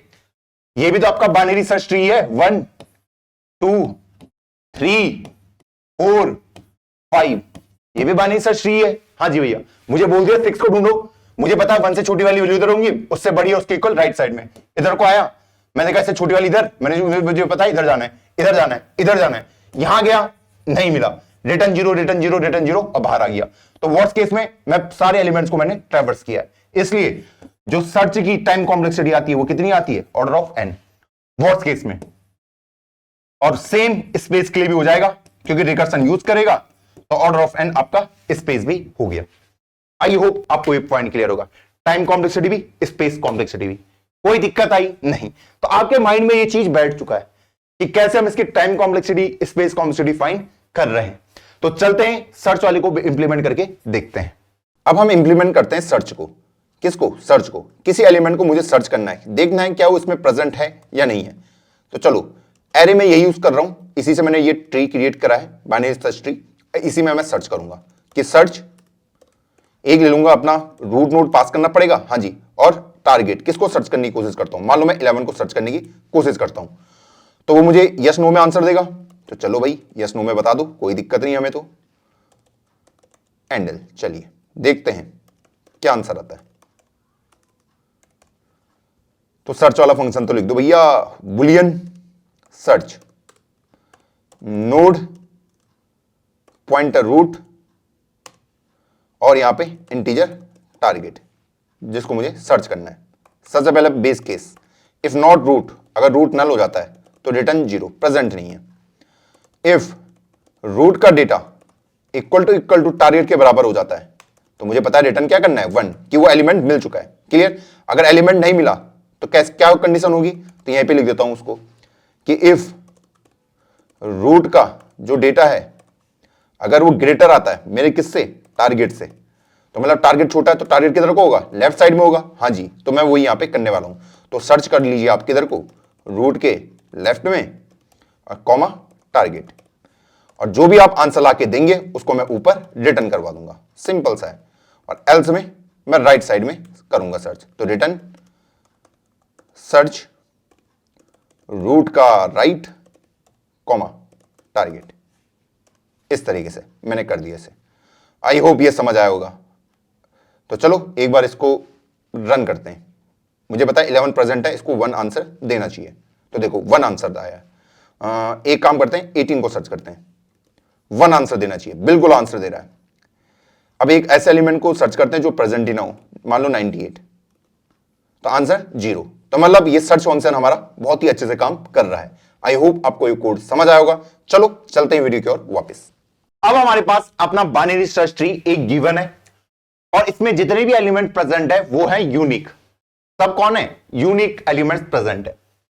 अब आपको कह रहा है कि यहां पे डिलीट ऑपरेशन अप्लाई करो। कौन सा डिलीट, एक आपको टारगेट दे रखा होगा और बोलेगा इस वैल्यू को डिलीट करके दिखाओ। मान लो कोई वैल्यू x आपको दे रखी है, एक बाइनरी सर्च ट्री गिवन है, उसमें जितनी भी वैल्यूज प्रेजेंट है वो सब यूनिक है। कहेगा इस टारगेट x को डिलीट करके दिखाओ। मान लीजिए इनिशियली उसने आपको कहा है कि इस 7 को डिलीट करके दिखाओ, तो आप कैसे दिखाओगे? आप यहां पे जाओगे, हां जी, मैं देखा 7 क्या है 20 से छोटा, तो मैं लेफ्ट में आ गया। 7 क्या है 15 से छोटा, मैं लेफ्ट में आ गया। 7 क्या है 10 से छोटा, मैं लेफ्ट में आ गया। मुझे 7 मिल गया। क्लियर? अब मुझे इसको डिलीट करना है। कैसे डिलीट करूंगा इस ऑपरेशन को? बहुत ही आसान काम है। इसको डिलीट कर दो, हां जी, और ऊपर रिटर्न कर दो नल। ऊपर रिटर्न कर दो नल, तो ये एलिमेंट हो चुका है डिलीट। अगर मैं ऊपर रिटर्न नल करूंगा तो ये वाला लिंक गायब। यहां पे क्या होगा, लेफ्ट में प्रेजेंट नल होगा। क्लियर? हां जी। तो मतलब यहां पे अगर मैं एक चीज एनालाइज करूं, मैंने किस एलिमेंट को डिलीट करा है? मैंने लीफ नोड को डिलीट करा है। लीफ नोड को डिलीट करना बहुत ही आसान काम होता है। मैं अगर बात करूं कि मुझे 45 को डिलीट करना है, ठीक, मैं यहां से स्टार्ट करूंगा, मैं देखूंगा यार 45, क्या ये 45 है? नहीं, वो कहेगा ये तो बड़ा है, राइट साइड में जाओ। क्या ये 45 है? नहीं, बोलेगा छोटा है तो लेफ्ट साइड में आओ। क्या ये 45 है? नहीं, उसने कहा ये तो बड़ा है, राइट साइड में आओ। तो मैं यहां पे पहुंच गया। मुझे पता है इसको डिलीट करना है। क्या करूंगा? डिलीट करूंगा और ऊपर क्या रिटर्न कर दूंगा, नल। तो ये लिंक गायब। क्लियर ये चीज? हां जी।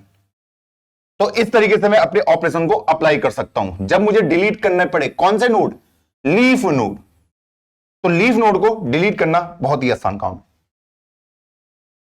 पहला केस तो मैंने देख लिया लीफ नोड का, कि डिलीट कर दो और रिटर्न नल कर दो, बस ये आपको करना होता है। अब सेकंड केस क्या हो सकता है आपके पास? आप एक ऐसे नोड पे गए हो जिसका सिर्फ एक ही चिल्ड्रन हो, एक ही चाइल्ड हो, या तो लेफ्ट हो या तो राइट हो। ऐसा नोड भी आपको मिल सकता है जिसको आपको डिलीट करने के लिए कह दे। मान लो यहां पे अगर आपसे पूछता है कि भाई आपको डिलीट करना है इस 40 को। किसको? 40 को। टारगेट 40 दे दिया, किस 40 को डिलीट करके दिखाओ। तो कैसे करूंगा? पहले ढूंढूंगा 40 को, तो इधर को आया। 40 छोटा है 50 से, तो इधर को आया। 40 मुझे मिल गया कि इसको मुझे डिलीट करना है। अगर मैं इसे सीधा डिलीट कर देता हूं ऐसे, तो इस वाले 45 का कनेक्शन तो गायब हो जाएगा, क्योंकि मैं चाहता हूं कि भैया ये 50 अब इस 45 वाले को पॉइंट करे। यही तो चाहता हूं। हां जी। तो मैं क्या कर सकता हूं इसके लिए कि मैंने इसको डिलीट तो करा इस नोड को, पर ऊपर क्या रिटर्न करूंगा? ऊपर क्या रिटर्न करूंगा? जो मेरा ये राइट वाला होगा। ठीक है, हां जी, मुझे पता है इसका राइट ही एग्जिस्ट करता है, लेफ्ट एग्जिस्ट नहीं करता। तो मैं इसके राइट को ऊपर रिटर्न करवा दूंगा। अगर ऊपर रिटर्न करवा दूंगा तो ये वाला जो नोड होगा ये इसको पॉइंट कर रहा होगा, इस तरीके से। क्लियर? डिलीट करो और उसके राइट को ऊपर रिटर्न कर दो, बस आपका डिलीट ऑपरेशन सक्सेसफुली हो गया। अब ऐसे ही आपका किस में हो सकता है, एक और केस बन सकता है। अभी तो सिर्फ कौन एग्जिस्ट कर रहा था, सिर्फ राइट। एक ऐसा केस आ सकता है जिसमें सिर्फ लेफ्ट एग्जिस्ट करता हो, राइट ना करता हो। मान लो आपको डिलीट कर है 100 को करने के लिए, तो क्या करना है, पहले 100 को ढूंढूंगा, ये भी बड़ा है, 100 बड़ा है, 100 बड़ा है, 100 पे पहुंच गया, इसको डिलीट करना है। तो सेम ऑपरेशन यहां पे भी अप्लाई होगा कि मुझे पता है इसका सिर्फ लेफ्ट एग्जिस्ट करता है और राइट एग्जिस्ट नहीं करता, तो सबसे पहले तो इसको डिलीट और इसके एड्रेस को ऊपर रिटर्न करवा दूंगा, इसके एड्रेस को नीचे वाला ना उसको ऊपर रिटर्न करवा दूंगा, ताकि ये 90 इसको पॉइंट करे। और ये ट्री अभी बिल्कुल बैलेंस वे में चल रहा है ना, कि मुझे पता है कि 90 के राइट पे कौन है, 95। इस तरीके से आई होप आपको क्लियर होगा। हाँ जी, अब ये तो हो गया मेरे नॉर्मल। अब अगला केस क्या हो सकता है कि मेरे पास एक ऐसा नोड को डिलीट करने की मांग उठे जिसके दोनों चाइल्ड एग्जिस्ट करते हो, बोल सकता है। हाँ जी, मान लीजिए आपको कह दिया उसने कि आप डिलीट करके दिखाओ मेरे 15 महाराज को। अगर 15 को डिलीट करके दिखा दिया तो मान जाऊंगा, तो पहले 15 को ढूंढो। मुझे पता 15 छोटा है तो इधर को पहुंचा, 15 मिल गया, इसको डिलीट करना है। अब अगर मैं इसको डिलीट करता हूं, मान लो इस 15 को डिलीट करता हूं, कनेक्शन गायब। हाँ जी भैया, ना तो मेरे पास इसके पास कनेक्शन रहेगा ना तो इसका कनेक्शन रहेगा। अब यहां पे ऐसा तो मैं कर नहीं सकता ना कि मैंने इसको डिलीट करा और अपना जो लेफ्ट है इसके एड्रेस को ऊपर रिटर्न करवा दिया। अगर इसके एड्रेस को ऊपर रिटर्न करवाऊंगा तो 20 10 से कनेक्ट हो जाएगा और इसका कनेक्शन गायब हो चुका है, क्योंकि 20 के लेफ्ट में 10 है, हाँ जी 10 के लेफ्ट में 7 है, 10 के राइट में 12 है, और ये वाला कनेक्शन गायब। ऐसा डायरेक्ट तो नहीं कर सकता डिलीट, या फिर मैं ये कर दूं, मैंने डिलीट किया और अपने राइट वाले का एड्रेस ऊपर रिटर्न कर दिया, तो मुझे पता 20 के लेफ्ट में तो 18 है, ये 10 तो कहीं है ही नहीं, 10 का कनेक्शन गायब हो चुका है। तो इस केस को कैसे हैंडल करेंगे, क्लियर ये चीज। हाँ जी, तो मतलब मैं यहां पे डायरेक्ट रिटर्न तो नहीं कराऊंगा कि मैंने उठाया ऊपर रिटर्न करवा दिया, ये तो नहीं करूंगा कि 15 को डिलीट करा। 15 को डिलीट करना तो बनता है, लेकिन यहां पे कौन सा नोड प्रेजेंट होना चाहिए। तो अगर मैं इसको डिलीट करता हूं, मान लो मैंने इसको डिलीट करा, तो यहां पे एक नोड आना चाहिए डेफिनेटली, जो कि 20 इसको पॉइंट करेगा और ये वाला लेफ्ट वाले को और ये वाला राइट वाले को, ऐसा करके कोई नोड आना चाहिए। और ये नोड कहां से आएगा, ये नोड कहां से आएगा, डेफिनेटली इन्हीं ट्री में से आएगा, किसी इनमें से एक ट्री का नोड को काटना पड़ेगा और यहां पे लगाना पड़ेगा, तभी बन सकता है। हाँ जी भैया, अब ये यहां पे जो नोड आएगा वो कैसा नोड होगा, वो कैसा नोड होगा, उसे पता होगा कि इधर की जो भी वैल्यूज होंगी वो छोटी होंगी, लेस होंगी, और इधर की जो भी वैल्यू होंगी वो क्या होंगी, बड़ी होंगी। क्योंकि मैंने बोला है जो मेरा ये ट्री है, ये कैसा ट्री है, ये कैसा ट्री है, इसमें सारे एलिमेंट यूनिक है, ये मैंने पहले अज्यूम कर रखा था। ठीक, हाँ जी, तो इधर की जितनी भी वैल्यू होंगी वो छोटी होंगी, इधर की जितनी भी वैल्यू होंगी बड़ी होंगी। तो यहां पे कौन सा नोड आ सकता है, बताइए, ऐसा कौन सा नोड निकालूं मैं इनमें से जिसको मैं यहां पे रख सकता हूं और वो नोड क्या करे कि इधर की सारी वैल्यू छोटी और इधर की बड़ी। तो देखो वो नोड हो सकते हैं, या तो आप 14 को उठा लो या फिर आप 17 को उठा लो। अगर मैं 14 को उठा के यहां रख देता हूं तो मैं देख पा रहा हूं 14 से सारे छोटे नोड्स इधर को प्रेजेंट है, मान लो इसको डिलीट कर चुका हूं मैं, ठीक है। अब 14 से सारे बड़े इधर को प्रेजेंट है। सेम कहानी मेरे 17 के साथ भी हो सकती है। अगर मैं यहां पे 17 को लिख दूं, इस 17 को, ठीक, हाँ जी, तो मुझे पता है 17 से सारे छोटे इधर है और 17 से सारे बड़े इधर को हैं। तो इन दोनों नोड में से मैं किसी भी नोड को यहां पे लिख सकता हूं। तो मुझे कैसे पता चलेगा कि ये 14 और 17 में से किसको लिखूं, और इन नोड को मैं कैसे निकालूंगा, कैसे पता चलेगा कि ये वो नोड है जिनको मुझे यहां पे लिखना है। ऐसा तो है नहीं आप सीधा 12 को उठा के यहां पे लिख दिया। अगर आप 12 को लिख देते हो तो मुझे पता है कि भैया 12 से छोटा 10 तो है, लेकिन 14 उससे छोटा नहीं है, ठीक, तो 12 यहां पे नहीं आ सकता। तो यहां पे एक सही नोड का सिलेक्शन करना वो बहुत ही इंपॉर्टेंट मेरा टास्क बन जाता है। वहीं अगर मैं राइट साइड से उठाता हूं, मान लो मैंने राइट साइड से 19 को उठा दिया, तो मुझे पता है कि भैया 19 से जो बड़ी वैल्यूज होंगी वो राइट साइड को, लेकिन यहां पे 18 है, 17 है। इसलिए राइट नोड का सिलेक्शन करना ये मेरे लिए बहुत ही इंपॉर्टेंट बन जाता है। या तो मैं 14 को सिलेक्ट कर लूं या मैं 17 को सिलेक्ट कर लूं, इनमें से आप किसी को भी सिलेक्ट कर सकते हो। पर इन नोड में पहुंचूंगा कैसे, वो मेरा मेन टास्क है। देखो यहीं पे मैं उस प्रॉपर्टी को देख लेता हूं, ये नोड क्या बोल रहा है, ये नोड क्या बोल रहा है। अगर मैं इधर से सिलेक्ट करने की सोच रहा हूं, इधर से सिलेक्ट करने की सोच रहा हूं, ये नोड कौन सा नोड होगा, ये एक ऐसा नोड होगा जो इन सब से बड़ा होगा, वही तो यहां पे आ सकता है। हाँ जी, और मुझे पता है अगर मैं यहां से सिलेक्ट कर रहा हूं किसी नोड को और उसको यहां पे लिख रहा हूं, तो मतलब ये सारे नोड उससे क्या होने चाहिए, छोटे होने चाहिए। हाँ जी भैया, तो यहां का मुझे सबसे बड़े नोड को निकालना पड़ेगा, इस साइड का सबसे बड़े नोड को, और इस साइड का सबसे बड़ा नोड कौन सा होगा, मैं यहां से इधर को आऊंगा और जो राइट मोस्ट नोड होगा वही तो सबसे बड़ा होगा। हाँ जी भैया, मैंने कहा कि यहां पे कौन सी वैल्यू आ सकती है, आप खुद सोचो यहां पे कौन सी वैल्यू आ सकती है। एक ऐसी वैल्यू जो इन सब से बड़ी हो, हाँ जी, और यहां से छोटी। क्लियर? हाँ जी भैया। अब यहां से मुझे सबसे बड़ी वैल्यू को निकालना पड़ेगा, तभी वो इन सबसे बड़ी हो सकती है। हाँ जी, वो मुझे कहां पे मिलेगा? बिल्कुल इसके राइट राइट राइट राइट चलते हुए। यहां से मैं इधर जाऊं क्योंकि मुझे पता है राइट में बड़ी होती है, बड़ी होती है, तो ये वो 14 है जिसको मैं वहां पे लिख सकता हूं। सेम कहानी 17 के साथ हो सकती है। यहां पे मैं किस वैल्यू को लिख सकता हूं अगर मुझे यहां से सेलेक्ट करना पड़े? एक ऐसी वैल्यू इस ट्री की जो सबसे छोटी हो। ठीक, जो छोटी वैल्यू होगी यहां पे तो डेफिनेटली वो इन सबसे क्या होगा? छोटा ही होगा। हाँ जी भैया, तो राइट साइड से मुझे सबसे छोटी वैल्यू को निकालना पड़ेगा। सबसे छोटी वैल्यू कैसे निकाल सकता हूं? यहां पे गया और लेफ्ट में जाता रहूंगा, लेफ्ट में जाता रहूंगा, इस तरीके से निकाला। तो आप इन दोनों में से किसी को भी निकाल सकते हैं, कोई भी मेथड आप यूज कर सकते हैं। मान लो अपने इस क्वेश्चन के हिसाब से मैं ये वाला फेवर कर रहा हूं।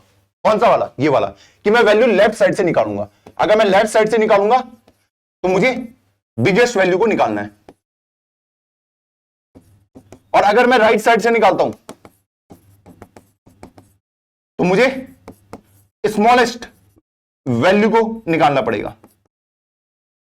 क्लियर ये चीज? हाँ जी, जब मैं यहां से स्मॉलेस्ट निकालूंगा तो तभी ये सारी वैल्यू इससे बड़ी हो सकती है राइट साइड को। क्लियर? हाँ जी भैया, तो चलो ये तो मुझे क्लियर हो गया, और ये भी क्लियर हो गया कि मैं ये वाला मेथड यूज करने वाला हूं। आप कोई भी कर सकते हो, पर इस केस के लिए मैं आपको ये वाला डिस्कस करने वाला हूं। क्लियर? हाँ जी। अब मान लो यहां पे 15 था, अभी तो 15 यहां पे प्रेजेंट है, तो मुझे पता है 15 को डिलीट करना है। मैं ये वाला फेवर कर रहा हूं कि इसके लेफ्ट में जाओ, हाँ जी, और सबसे जो बड़ी वैल्यू उसको निकालो। गया गया, मुझे 14 मिल गया, तो 14 को मैंने उठा लिया हाथ में, 14 को मैंने उठा लिया। ठीक है? हाँ जी, और इस वाले कनेक्शन को मैंने काट दिया, इसको मैंने बोल दिया तू नल हो जा। ठीक, 14 मेरे पास आ चुका है ये। ठीक, हाँ जी, अब 14 को क्या बोलूंगा? अब 14 मेरे पास आ चुका है ऐसे खड़े होके। ठीक है, 12 को तो मैंने नल बना दिया। अब 14 मेरे पास आ चुका है, अब मैं क्या बोलूंगा कि 14 अप फाइंड करो 10 वाले को जिसको 15 का ये पॉइंट कर रहा है, और अप फाइंड करो राइट वाले को जिसको 15 का राइट पॉइंट कर रहा है, और अब मैं इसको डिलीट कर सकता हूं। क्लियर? हाँ जी भैया, और इसके एड्रेस को ऊपर रिटर्न करवा सकता हूं कि भैया इसका एड्रेस ऊपर रिटर्न कर दो, ऐसे करिए। तो ये ना कुछ ऐसा दिखेगा, अगर मैं इसको आपको दिखाऊं तो जब ये डिलीट होगा ना तो ये कुछ ऐसा दिखेगा। इसको हटा दो, यहां पे मेरा 14 आ जाएगा, इसको हटा देते, और यहां पे मेरा क्या आ जाएगा? 14 आ जाएगा।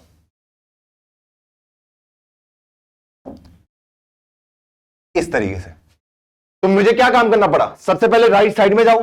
ठीक है, राइट मोस्ट नोड को ढूंढो। पहला स्टेप क्या होगा? राइट मोस्ट नोड को ढूंढो।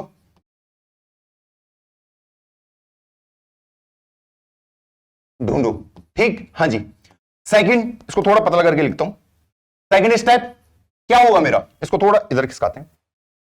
सेकंड स्टेप क्या होगा कि भैया जब मैंने 14 को ढूंढ दिया तो उसका जो पेरेंट है उसको बोलो कि आप नल को पॉइंट करो। उस नोड के पेरेंट को बोलो, नोड के पेरेंट को बोलो आप नल को पॉइंट करें, नल को पॉइंट करो। ठीक, क्या ये सही अप्रोच है कि वो नल को वो करे पॉइंट? अभी देख लेते हैं। थर्ड केस मेरा क्या हो सकता है? नेक्स्ट केस क्या हो सकता है मेरा? नेक्स्ट केस मेरा ये हो सकता है कि भाई उसके बाद मुझे बोलना है कि जो नोड में लेके आया हूं, ठीक है, मान लो उसका नाम चाइल्ड है, उसका नाम मान लो चाइल्ड है, तो अगर उसका नाम चाइल्ड है तो उसको मैं बोल सकता हूं कि भैया चाइल्ड को बोलो, चाइल्ड के लेफ्ट में इस जो यहां पे नोड प्रेजेंट है उसका लेफ्ट डाल दो, मान लो रूट का लेफ्ट, और चाइल्ड के ही राइट में रूट का राइट। क्लियर? हाँ जी, और रिटर्न कर दो उसके बाद किसको? अपने चाइल्ड को। बस, तो ये अगर ये 14 था, इसको मैं चाइल्ड बोलूं तो 14 लेफ्ट को राइट को पॉइंट करेगा, अपने एड्रेस को रिटर्न कर देगा, और वो नोड है उसको मैं डिलीट कर चुका हूं इस तरीके से। क्लियर? हाँ जी, इससे पहले मैं लिख दूंगा डिलीट उस रूट को, जो भी रूट था, रूट मान लो यहां पे पॉइंट कर रहा था 15 को, उसको मैंने डिलीट कर दिया और रिटर्न कर दिया इसको। क्लियर है? हाँ जी। क्या मैं सारे केस कवर कर चुका हूं? मैंने कहा अभी एक केस बचा है, क्या होगा वो केस? अभी समझने की कोशिश करते हैं।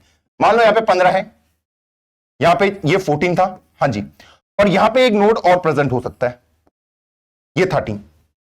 हो सकता नहीं हो सकता? हाँ जी, ये 13 तो प्रेजेंट हो सकता है। हाँ जी, क्योंकि मुझे पता है 14 से छोटा है 13। हाँ जी, अब मुझे पता है राइट मोस्ट नोड को मुझे निकालना है, राइट मोस्ट नोड को मुझे निकालना है। अब मुझे क्या करना पड़ेगा, अगर इसको उठा के मैं बाहर ले आता हूं 14 को, इस 14 को बाहर ले आता हूं, ठीक, और अगर मैंने इसको यहां से डिलीट कर दिया, 12 को बोल दिया तुम नल को पॉइंट करो, क्या सही अप्रोच होगी? नहीं, क्योंकि यहां पे मुझे किससे कनेक्शन जा चुका है? 13 से कनेक्शन जा चुका है। इसलिए तो मुझे क्या करना पड़ेगा यहां पे कि पहले मुझे बोलना पड़ेगा कि भैया 12 आप फाइंड करना, जो 14 का कौन होगा? लेफ्ट होगा। ये मुझे बताना पड़ेगा कि ये 13 यहां पे आना चाहिए। ये तो यहां पे ये जो कंडीशन में लिख रहा था ना कि उसके पेरेंट को बोला था नल, नहीं, उसको बोलना पड़ेगा कि भैया जो पेरेंट है, पेरेंट को बोलो चाइल्ड के लेफ्ट को पॉइंट करे, पॉइंट करो। क्लियर है? हाँ जी भैया। अब भैया आप तो बोल सकते हो कि भैया इसका तो भैया ये भी प्रेजेंट हो सकता है, कौन सा? मान लो आप बोल रहे हो कि भैया 14, इधर ये 13, और मान लो इधर एक और नोड है 15, इसको मैं थोड़ी देर के लिए 18 16 मान लेता हूं, इसको थोड़ी देर के लिए 16 मान लेता हूं। तो आप बोलोगे भैया कि ये इसके राइट में भी तो एलिमेंट हो सकता है, उसको हैंडल कौन करेगा? मैंने कहा उसको हैंडल करने की जरूरत नहीं है, इसके राइट में एलिमेंट हो ही नहीं सकता। क्यों नहीं हो सकता? क्योंकि अगर आप ऐसा करने जाओगे तो आपको राइट मोस्ट एलिमेंट ढूंढना है, राइट मोस्ट। तो राइट मोस्ट एलिमेंट फिर उस केस में 15 होता। कौन होता? 15 होता, ना कि 14 होता। क्लियर है ये चीज? हाँ जी, तो यहां पे 15 घट के यहां पे पहुंचता। क्लियर? हाँ जी, तो उसके राइट में एलिमेंट प्रेजेंट नहीं हो सकता, इसलिए मैंने वो बोला। क्लियर है? हाँ जी, तो अगर 14 राइट मोस्ट एलिमेंट है तो उसका राइट एग्जिस्ट नहीं करता होगा ना, वही तो केस है। हाँ जी, इसलिए मैंने ये करा है। तो सबसे पहले क्या करना है कि भैया मेरे पेरेंट को बोलो, जो मेरा पेरेंट है, कि मेरे लेफ्ट वाले को पॉइंट करे, भले उसका लेफ्ट नल हो कुछ हो, ठीक, तो ये तो उसको पॉइंट करने लग जाएगा। ठीक, हाँ जी, अब यहां पे मैं आ गया, यहां पे आके मैं क्या बोलूंगा? 14 को बोलो आप जो 15 का लेफ्ट है उसको पॉइंट करे, और जो उसका राइट है उसको पॉइंट करे। उसके बाद इसको डिलीट, अब 14 को जो एड्रेस है ऊपर रिटर्न करवा दो। बस इस तरीके से 14 यहां पे अटैच हो जाएगा बड़ी आसानी से। ये मैंने स्टेप लिख दिए। तो यहां पे मैंने आपके लिए एक सूडो कोड लिख दिया है। क्या करना है? अगर लीफ नोड हुआ तो भैया डिलीट नोड रिटर्न नल। अगर एक ही चाइल्ड एग्जिस्ट करता है, अगर सिर्फ लेफ्ट चाइल्ड अगर एग्जिस्ट करता है, इफ ओनली लेफ्ट एग्जिस्ट, तो नोड को डिलीट करो और रिटर्न लेफ्ट चाइल्ड। अगर सिर्फ राइट चाइल्ड एग्जिस्ट करता है तो नोड को डिलीट करो, रिटर्न कर दो राइट के चाइल्ड को। ठीक, हाँ जी। तो भैया अब यहां पे इसके बाद क्या करना है? मैं नीचे आ गया, उसके बाद नीचे आके क्या करा कि अगर दोनों चिल्ड्रन एग्जिस्ट करते हैं, दोनों ही चिल्ड्रन एग्जिस्ट करते हैं, तो सबसे पहले find the greatest element in left. मैं क्या करता था? सबसे बड़े एलिमेंट को ढूंढो लेफ्ट में। ठीक, हाँ जी भैया, उसका नाम मैं चाइल्ड दे देता हूं। उसके बाद क्या बोलता हूं कि पेरेंट के राइट को बोलो चाइल्ड के लेफ्ट को पॉइंट करे। मुझे पता था उस टाइम पे 14 यहां पे था और 13 यहां पे था। ठीक, तो मैं क्या बोलता हूं? भैया पेरेंट के राइट को बोलो कि आप चाइल्ड के लेफ्ट को पॉइंट करें। तो इस तरीके से मेरा ये 13 यहां पे आ गया था। क्लियर? हाँ जी। उसके बाद मैं बोलता था कि भैया चाइल्ड के लेफ्ट को बोलो, यहां पे जब 15 था, यहां पे जब 15 था, अगर मैं इसको 15 बोलता हूं, ठीक है, तो मैं क्या बोलता हूं? ये जो 14 है मेरा, जिसको मैं चाइल्ड बोल रहा हूं, भैया चाइल्ड के लेफ्ट को बोलो रूट के लेफ्ट को पॉइंट करे, चाइल्ड के राइट को बोलो रूट के राइट को पॉइंट करे। ठीक, और उसके बाद 15 को डिलीट कर दो और रिटर्न कर दो चाइल्ड को। तो इस तरीके से मैंने अपनी सारी स्टेटमेंट को लिख दिया है। आई होप आपको एक पॉइंट क्लियर होगा। हाँ जी भैया, तो यहां पे ये 14 इस तरीके से आ गया था। अब क्या ये सारे टेस्ट केसेस हैंडल कर रहा है? वो मेन क्वेश्चन है हमारा, क्या ये सारे टेस्ट केसेस हैंडल कर रहा है? चलो देखते हैं। मान लो मुझे कहा गया है कि भैया इस 80 को डिलीट करो, इस 80 को, इसको मुझे डिलीट करना है। क्लियर? मुझे पता है इसके दोनों नोड एग्जिस्ट करते हैं, दोनों नोड एग्जिस्ट करते हैं। पहला क्वेश्चन क्या होता है कि find the greatest element in left. ठीक, लेफ्ट में सबसे बड़ा एलिमेंट कौन सा है? मुझे पता ये है, तो ये तो हो गया मेरा चाइल्ड, हाँ जी, और ये हो जाएगा उसका पेरेंट। ऐसी था ना? हाँ जी भैया। मैं क्या करता हूं? सबसे ग्रेटेस्ट को ढूंढता हूं कि मैं यहां से ढूंढना शुरू करता हूं। कब तक? जब तक उसका राइट एग्जिस्ट करता होगा। ठीक है, मुझे पता है इसका राइट अब एग्जिस्ट नहीं करता, तो यही सबसे ग्रेटेस्ट है। ठीक, हाँ जी, ये 60 मेरे पास एलिमेंट आ चुका है। उसके बाद मैं क्या बोल रहा हूं? उस स्टेटमेंट को देखो, पेरेंट के राइट को बोलो, पेरेंट के राइट को बोलो कि आप किसको पॉइंट करो? पेरेंट के राइट को बोलो कि आप चाइल्ड के लेफ्ट को पॉइंट करो। तो इसका राइट कौन सा है? ये। और ये किसको पॉइंट करेगा? जो मेरा चाइल्ड का लेफ्ट है, जो मैं पहली वाली स्टेटमेंट लिख रहा था। और यहां पे क्या दिक्कत आई कि ये वाला कनेक्शन मेरा गायब हो चुका है। मैं क्या कह रहा था कि पेरेंट के राइट को बोलो चाइल्ड के लेफ्ट को पॉइंट करे, तो चाइल्ड का लेफ्ट तो ये है, तो पेरेंट का राइट को बोला इसको पॉइंट करे, इसका कनेक्शन गायब।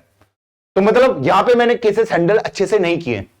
अभी मेरा एक एज केस बच रहा है, वो कौन सा एज केस है उसको देखते हैं। देखो ये एज केस वो वाला है जहां पे मेरा पेरेंट और मेरा रूट सेम होता है। क्लियर? हाँ जी भैया, जब यहां पे ये पेरेंट था और 14 यहां पे रूट था, सॉरी 14 यहां पे चाइल्ड था, ये पेरेंट था और ये 13 इधर को था। यहां पे तो केसेस को इजीली हैंडल कर दे रहा था, ठीक, क्योंकि यहां पे पेरेंट और रूट अलग अलग थे ना, अलग अलग, ये हाँ जी। लेकिन जब वो सेम होते हैं वहां पे हमारी दिक्कतें शुरू हो जाती हैं। और इस केस को कैसे हैंडल करना है, इसको हैंडल करना बहुत ही आसान काम है। आपको बेसिकली यहां पे क्या करना है, अगर आप ध्यान देने की कोशिश करो, मुझे सिंपली यही तो करना है कि भैया अगर इस केस को हैंडल करना है मुझे, ठीक है, जब पेरेंट और रूट सेम है, तो मैं यही तो चाहता हूं कि 60 इसको पॉइंट कर दे। क्लियर? हाँ जी। और उसके बाद मैं बोल दूं कि भैया आप हो जाओ डिलीट, हाँ जी, ठीक, हाँ जी, वो डिलीट हो गया और मैं अपने एड्रेस को ऊपर रिटर्न कर दूं, इस ऐसे ऊपर, ये ऊपर रिटर्न कर दूं, खत्म, कहानी खत्म। तो मुझे पता है ये इसके राइट में और ये इसके लेफ्ट में। तो यहां पे वो कौन सा केस बनता है, यहां पे वो सिंपली यही केस बन रहा है कि एक केस जो मैंने छोड़ दिया था, कौन सा, कि अगर पेरेंट इक्वल टू रूट के बराबर आता है, इस केस को मुझे हैंडल करना है। इस केस में मुझे सिंपल ही करना है कि चाइल्ड को बोलो कि अपने राइट में डाल दो, किसको, रूट के राइट को। क्लियर? हाँ जी। और उसके बाद क्या बोलना है मुझे कि भैया उसके बाद डिलीट कर सकता हूं मैं अपने रूट को और रिटर्न कर सकता हूं अपने चाइल्ड को। बस ये केस हैंडल करना था मुझे, ये केस। और ये वाला केस कब चलेगा, ये वाला केस चलेगा, यहां तक तो सेम रहेगा, ग्रेटेस्ट एलिमेंट मैंने ढूंढ लिया, यहां पे वो चेंजेस आएगा। ये वाला केस मैं तभी अप्लाई करूंगा कि जब मेरा रूट नॉट इक्वल टू किसके बराबर हो, मेरे पेरेंट के। बस यहां पे मुझे ये ध्यान देना कि ये वाला केस किसके लिए, जब रूट और पेरेंट इक्वल नहीं है, और ये वाला केस किसके लिए, जब पेरेंट और रूट बराबर हैं। उस केस में सिंपल है कि चाइल्ड के राइट को बोलो रूट के राइट को पॉइंट करे, हाँ जी, डिलीट कर दूंगा रूट को और रिटर्न कर दूंगा अपने चाइल्ड को। बस इतना सा आपको हैंडल करना था, आपका कोड कंप्लीट। पूरा लॉजिक मैं ऊपर से नीचे लिख चुका हूं आप लोगों के लिए। क्या कोई दिक्कत आई आपको इस कोड को समझने में, इसको समझने में कोई दिक्कत आई? नहीं। तो इस तरीके से हमने इसको इजीली इंप्लीमेंट कर दिया। तो क्या मैं इसके कोड पार्ट में जा सकता हूं, क्या मैं यही थ्योरी को कोड में इंप्लीमेंट कर सकता हूं? मैंने पूरा सूडो कोड आपके लिए लिख दिया है। हाँ जी भैया, लिख दिया। तो चलो चलते हैं इसके इंप्लीमेंटेशन पार्ट पे। अब हमारे पास लास्ट प्रॉब्लम है, delete a node from binary search tree. इसको हम इसी के अंदर सॉल्व कर रहे हैं। क्लियर? हाँ जी। तो मुझे क्या करना है, एक नोड को डिलीट करना है। इसमें डिलीट नोड है, मुझे रूट दे रखा है और मुझे टारगेट दे रखा है किसको मुझे डिलीट करना है, और लास्ट में अपने एड्रेस को रिटर्न कर देना है। क्लियर? हाँ जी। तो कैसे करेंगे उसको देखते हैं। यहां पे मुझे नोड को डिलीट करना है, तो भाई इसको कैसे करते हैं, चलो स्टार्ट करते हैं बिल्कुल जीरो से। तो जब मैं डिलीट करने जाऊंगा, देखो क्वेश्चन को पढ़ लेते हैं। Given a binary search tree and a node value x, delete the node with the given value of x from the binary search tree. If no node value x exist then do not make any change. अगर जिस target को मैंने दे रखा है अगर वो present नहीं होता है तो कुछ भी डिलीट करने की जरूरत नहीं है। आपके उसमें यहाँ पे ये नोड है, यहाँ पे x लिखा हो सकता है, पर मैंने इसको रूट टारगेट लिख दिया, इसको आप चेंज कर सकते हो। क्लियर? हाँ जी। तो चलो स्टार्ट करते हैं। अगर मेरा रूट, क्लियर, हाँ जी, अगर नल हो जाता है तो रिटर्न नल। अगर मैं कहां पहुंच जाता हूं, नल पे, ये तो मेरी बेस कंडीशन हो गई। इस बेस कंडीशन में कब पहुंचूंगा, क्यों एलिमेंट प्रेजेंट ही ना हो, जिस टारगेट को मैं ढूंढ रहा हूं वो प्रेजेंट ही ना हो। जब प्रेजेंट होगा तो मैं नल पे पहुंच जाऊंगा, तो रिटर्न नल ही कर दूंगा। क्लियर? हाँ जी। अब आगे चलते हैं। अब यहां पे क्या केस बनेगा उसको समझने की कोशिश करते हैं। पहला केस मेरा ये बन सकता है कि भैया इफ रूट का डेटा अगर ग्रेटर आता है टारगेट से, तो क्या बोलूंगा, लेफ्ट साइड में पहले उस एलिमेंट को ढूंढो। पहले तो मुझे एलिमेंट ढूंढना पड़ेगा ना। हाँ जी। मान लो मुझे 5 को डिलीट करना है, ठीक, तो मुझे देखा कि अच्छा यहाँ पे क्या ये 5 उसने का नहीं है, तो मैं क्या बोलूंगा, या तो राइट साइड में जाओ या लेफ्ट साइड में जाओ। 5 बड़ा है तो मैं राइट साइड में आ रहा हूँ, और छोटा होता तो लेफ्ट साइड में जाता। ठीक, हाँ जी। तो अगर रूट का डेटा बड़ा है टारगेट से तो मुझे किधर को जाना पड़ेगा, लेफ्ट साइड में। तो डिलीट नोड, रूट का लेफ्ट में चले जाओ और कॉमा टारगेट। क्लियर है? हाँ जी भैया। अब ये जो भी एड्रेस रिटर्न करके देगा उसको रूट के लेफ्ट में डाल देना, ये दीजिए, क्योंकि डिलीट नोड मेरा एड्रेस रिटर्न करके देने वाला है, वो किसके अंदर जाएगा, इसी रूट के लेफ्ट के अंदर चला जाएगा। अगला मेरी कंडीशन हो सकती है कि इफ रूट का डेटा अगर छोटा आता है किससे, टारगेट से, ये भी कंडीशन हो सकती है। तो उस केस में क्या करना पड़ेगा, मुझे किधर को ढूंढना पड़ेगा, राइट साइड में जाना पड़ेगा। तो रूट के राइट में डिलीट नोड रूट का राइट कॉमा टारगेट। ये तो हमने बेस वाली कंडीशन हैंडल कर ली। अब हम आते हैं अपने किसमें, एल्स पार्ट में। इसको एल्स सिर्फ लिख देता हूं। चलिए अब मैं आ जाता हूं किसमें, एल्स पार्ट में।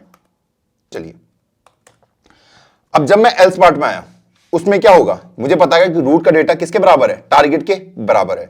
तो यहां पे जो कंडीशन मैंने लिखी थी उन पे आता हूं।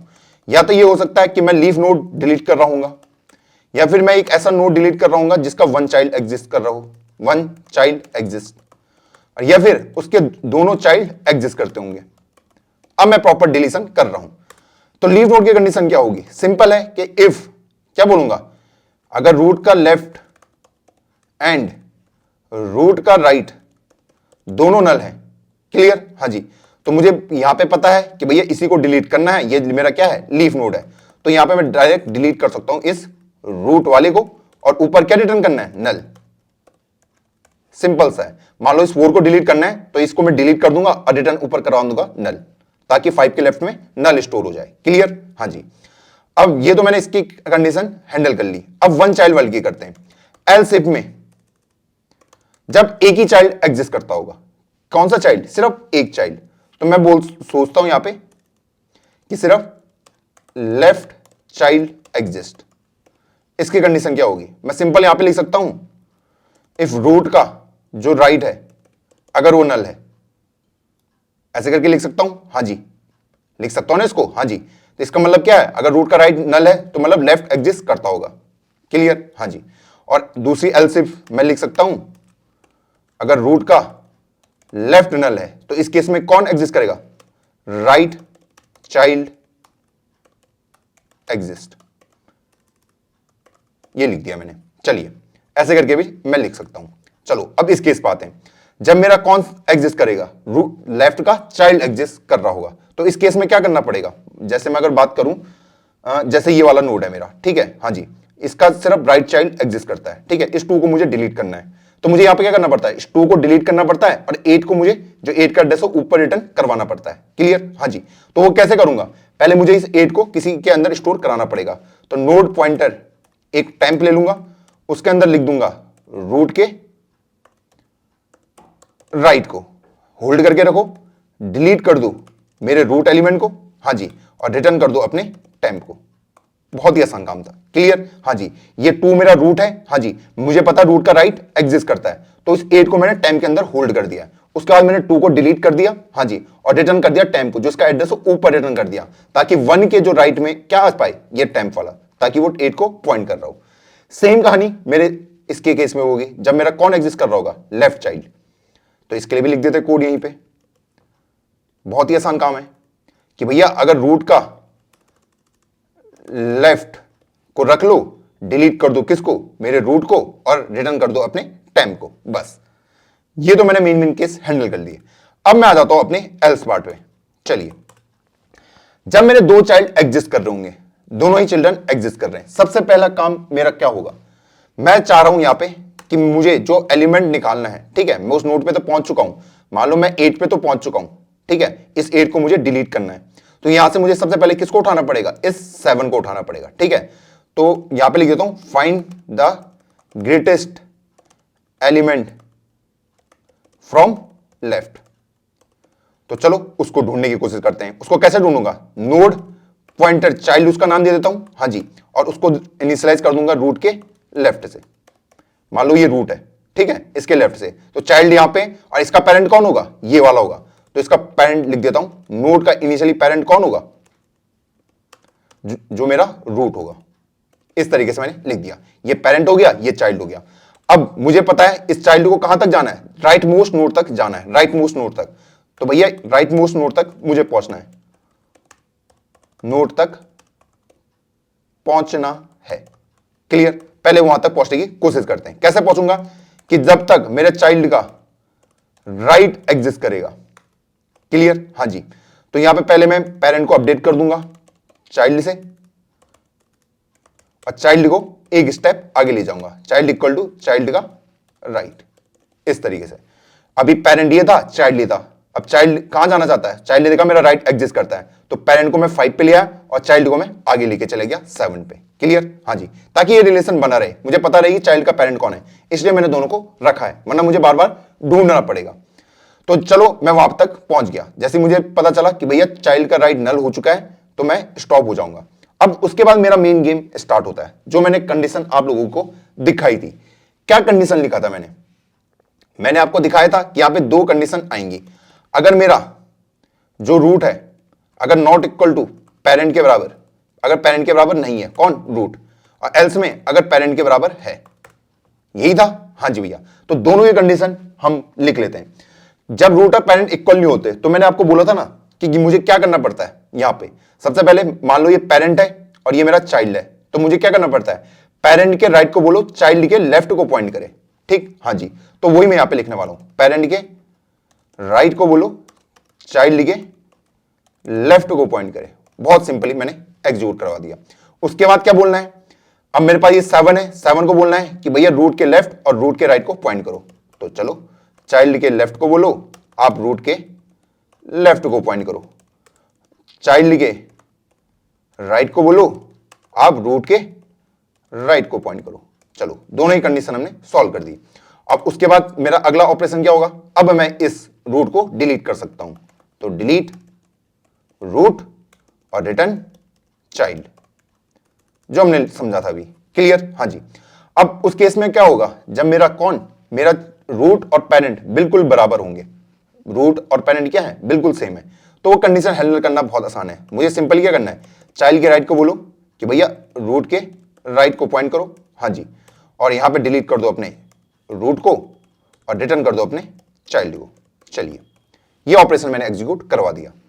आई होप आपको ये पूरे तरीके से चमक गया होगा। ये यहां तक, अरे यहां तक क्या कोड मैंने पूरा अच्छे तरीके से लिखा है? नहीं, अभी पूरे अच्छे तरीके से नहीं लिखा है।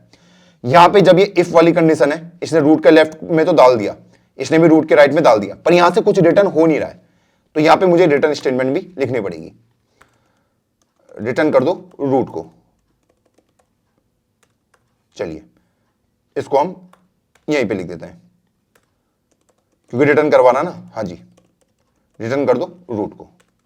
बस ये कंडीशन मैंने हैंडल कर ली। बाकी हर कोई कुछ ना कुछ रिटर्न कर रहा है, हर कोई रिटर्न कर रहा है। मैं कोड पे कहीं पे भी हूं, हर कोई रिटर्न कर रहा है। कंपाइल एंड रन करने की कोशिश करते हैं। ओके,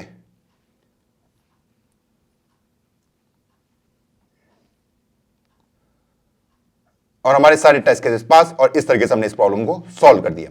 शायद आप में से कुछ बच्चों को ये डाउट होगा कि भैया ये रूट के लेफ्ट में, उसके बाद मैं रूट को क्यों रिटर्न कर रहा हूं, इसको क्यों रिटर्न कर रहा हूं। तो देखो, ये कोड कैसे चला उसको समझने की कोशिश करते हैं। मान लो मुझे इस 8 को डिलीट मानना है, इस 8 को डिलीट मानना है, तो मैं 1 से पहले 8 को ढूंढने के लिए राइट में आया, फिर राइट में आया, तो मैं यहां पे पहुंच गया। मुझे पता है इसको मुझे डिलीट मानना है। क्लियर? हाँ जी। अब मुझे पता है यार, यहां से ना ये कंडीशन हैंडल हो गई होंगी, ये वाली। ठीक है, तो इससे ये हुआ होगा, ये 7 उठ के यहां पे आ गया होगा, और इस 7 का एड्रेस मैंने ऊपर रिटर्न करवाया। ठीक है, हाँ जी। तो 2 के राइट में कौन चला गया, 7 चला गया। क्लियर? हाँ जी भैया। उसके बाद मैंने इस 2 के एड्रेस को ऊपर रिटर्न करवाया, इसलिए मैंने क्या करा है, जब मैं यहां पे हूं तो इस 2 के एड्रेस को रिटर्न करा रहा हूं। ठीक है, तो इसलिए मैं ये रिटर्न करवा रहा हूं। ये अगर आपको दिख रहा होगा रिटर्न रूट, तो ये रिटर्न रूट होकर किस में जाएगा, 1 के राइट में। ठीक है, तो 1 के राइट में आ गया हो, हाँ जी। उसके बाद 1 अपने एड्रेस को बाहर रिटर्न करवा देगा। इस तरीके से चल रहा है। आई होप आपको क्लियर होगा किस तरीके से हमने इसको एग्जीक्यूट करा है। चलो बढ़ते हैं वीडियो की ओर वापस। अब आप में से बहुत सारे बच्चों का एक क्वेश्चन होगा कि भैया डिलीट नोट को उसकी टाइम कॉम्प्लेक्सिटी कितनी होगी।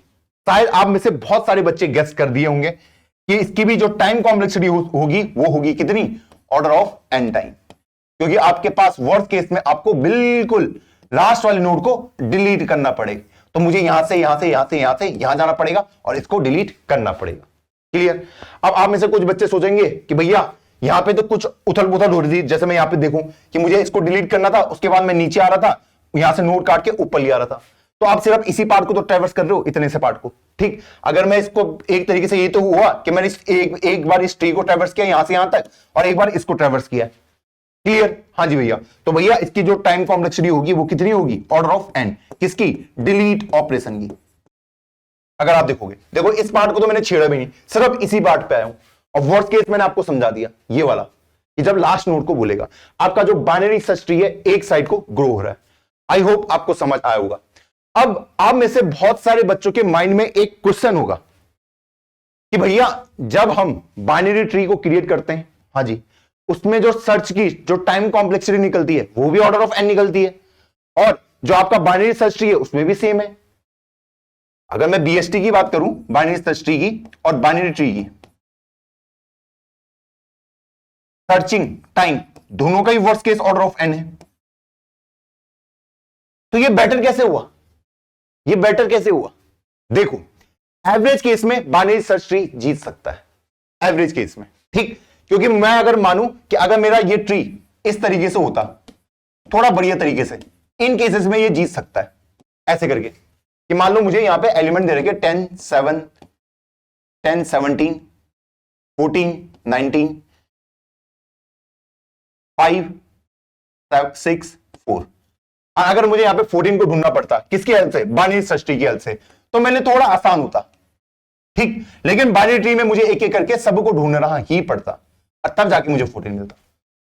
इसलिए एवरेज केस के लिए बाइनरी सर्च ट्री आपका बढ़िया काम कर सकता है, लेकिन ये अभी भी बेस्ट नहीं है। और यहां पे हमें एक दिक्कत नजर आ रही है। क्या नजर आ रही है? कि मेरा जो ट्री है नहीं, ये दिक्कत कब आती है? जब ये एक ही साइड को ग्रो होता है। किधर को? एक ही साइड को ग्रो होता है, ऐसे। यहां पे वो प्रॉब्लम क्रिएट हो रही है क्योंकि ऐसे करके मुझे एक एक करके सबको ढूंढना पड़ रहा है अगर मेरा एक साइड को ग्रो होता है। हो रहा है नहीं हो रहा? हाँ जी। तो भैया जब हम बाइनरी सर्च ट्री को कंप्लीट कर लेंगे तो यहां पे ये जो प्रॉब्लम है, जब ये एक साइड को ही ग्रो हो रहा है, इसको सॉल्व करेंगे हम एवीएल ट्री की हेल्प से। इसके बाद जो अगला कॉन्सेप्ट हम पढ़ेंगे ना, एवीएल ट्री, वो इस सारी प्रॉब्लम को सॉल्व कर देगा। ये जो एक साइड में ग्रो हो रहा है ना ट्री, ऐसा वो ग्रो नहीं होने देगा, उसको एक बढ़िया तरीके से ग्रो होने देगा। तो मतलब हमने थोड़ा इंप्रूवमेंट तो देखा है बाइनरी ट्री के मुकाबले बाइनरी सर्च ट्री। भले ही दोनों के वर्स्ट केस सेम है, लेकिन अगर मैं एवरेज केस की बात करूं कि हाँ मेरा ट्री अगर बैलेंस वगैरह में है, बिल्कुल बैलेंस, मतलब कि वो एक साइड को ग्रो नहीं हो रहा है, मतलब वो ठीक ठाक ऐसे करके ग्रो हो रहा है, तो वहां पे बाइनरी सर्च ट्री जीत जाता है और बाइनरी ट्री हार जाता है। लेकिन जब हम एवियल ट्री पे जाएंगे, एवियल ट्री इस प्रॉब्लम को सॉल्व कर देगा। जब मेरा ट्री एक साइड को ग्रो हो रहा है, वो उसको ऐसे ग्रो होने नहीं देगा। क्लियर है ये चीज? हाँ जी भैया, क्लियर है। तो भैया इसीलिए पहले हम बाइनरी सर्च ट्री को पढ़ेंगे और उसके बाद हम जंप करेंगे एवियल ट्री में। तो अभी इस वीक का जो भी हमारा करा धारा होगा, सब हम बाइनरी सर्च ट्री के ऊपर बहुत ही मेजर फोकस रहेगा। इससे रिलेटेड प्रॉब्लम हम सॉल्व कर रहे होंगे। अब अगर आपसे फ्यूचर में कोई बोले कि भैया इंसर्शन, सर्च, डिलीट मेरे बाइनरी सर्च ट्री का कितना होता है, तो आपको उसका आंसर देना आना चाहिए। क्लियर है ये चीज? हाँ जी भैया। तो आई होप आज की वीडियो में आपको काफी कुछ सीखने को मिला होगा और जो भी आपकी लर्निंग है प्लीज उसको कमेंट में लिख दें। और एक और डाउट होगा आपके पास, भैया अभी तो आपने डिलीशन सिर्फ उन ट्रीज के लिए कराया है जिसमें यूनिक एलिमेंट है, अगर डुप्लीकेट एलिमेंट हुए तो उस केस में क्या होगा? ट्री के अंदर डुप्लीकेट हो सकते हैं, हाँ जी, बाइनरी सर्च ट्री के अंदर, तो उस केस में क्या होगा? तो भैया ये आपके लिए होमवर्क, बैठो और सोचो। जब तक सोचोगे नहीं तब तक कुछ नहीं होगा। क्लियर? हाँ जी। तो मिलता हूं आपको किसी नई वीडियो में, तब तक के लिए जय हिंद, जय भारत।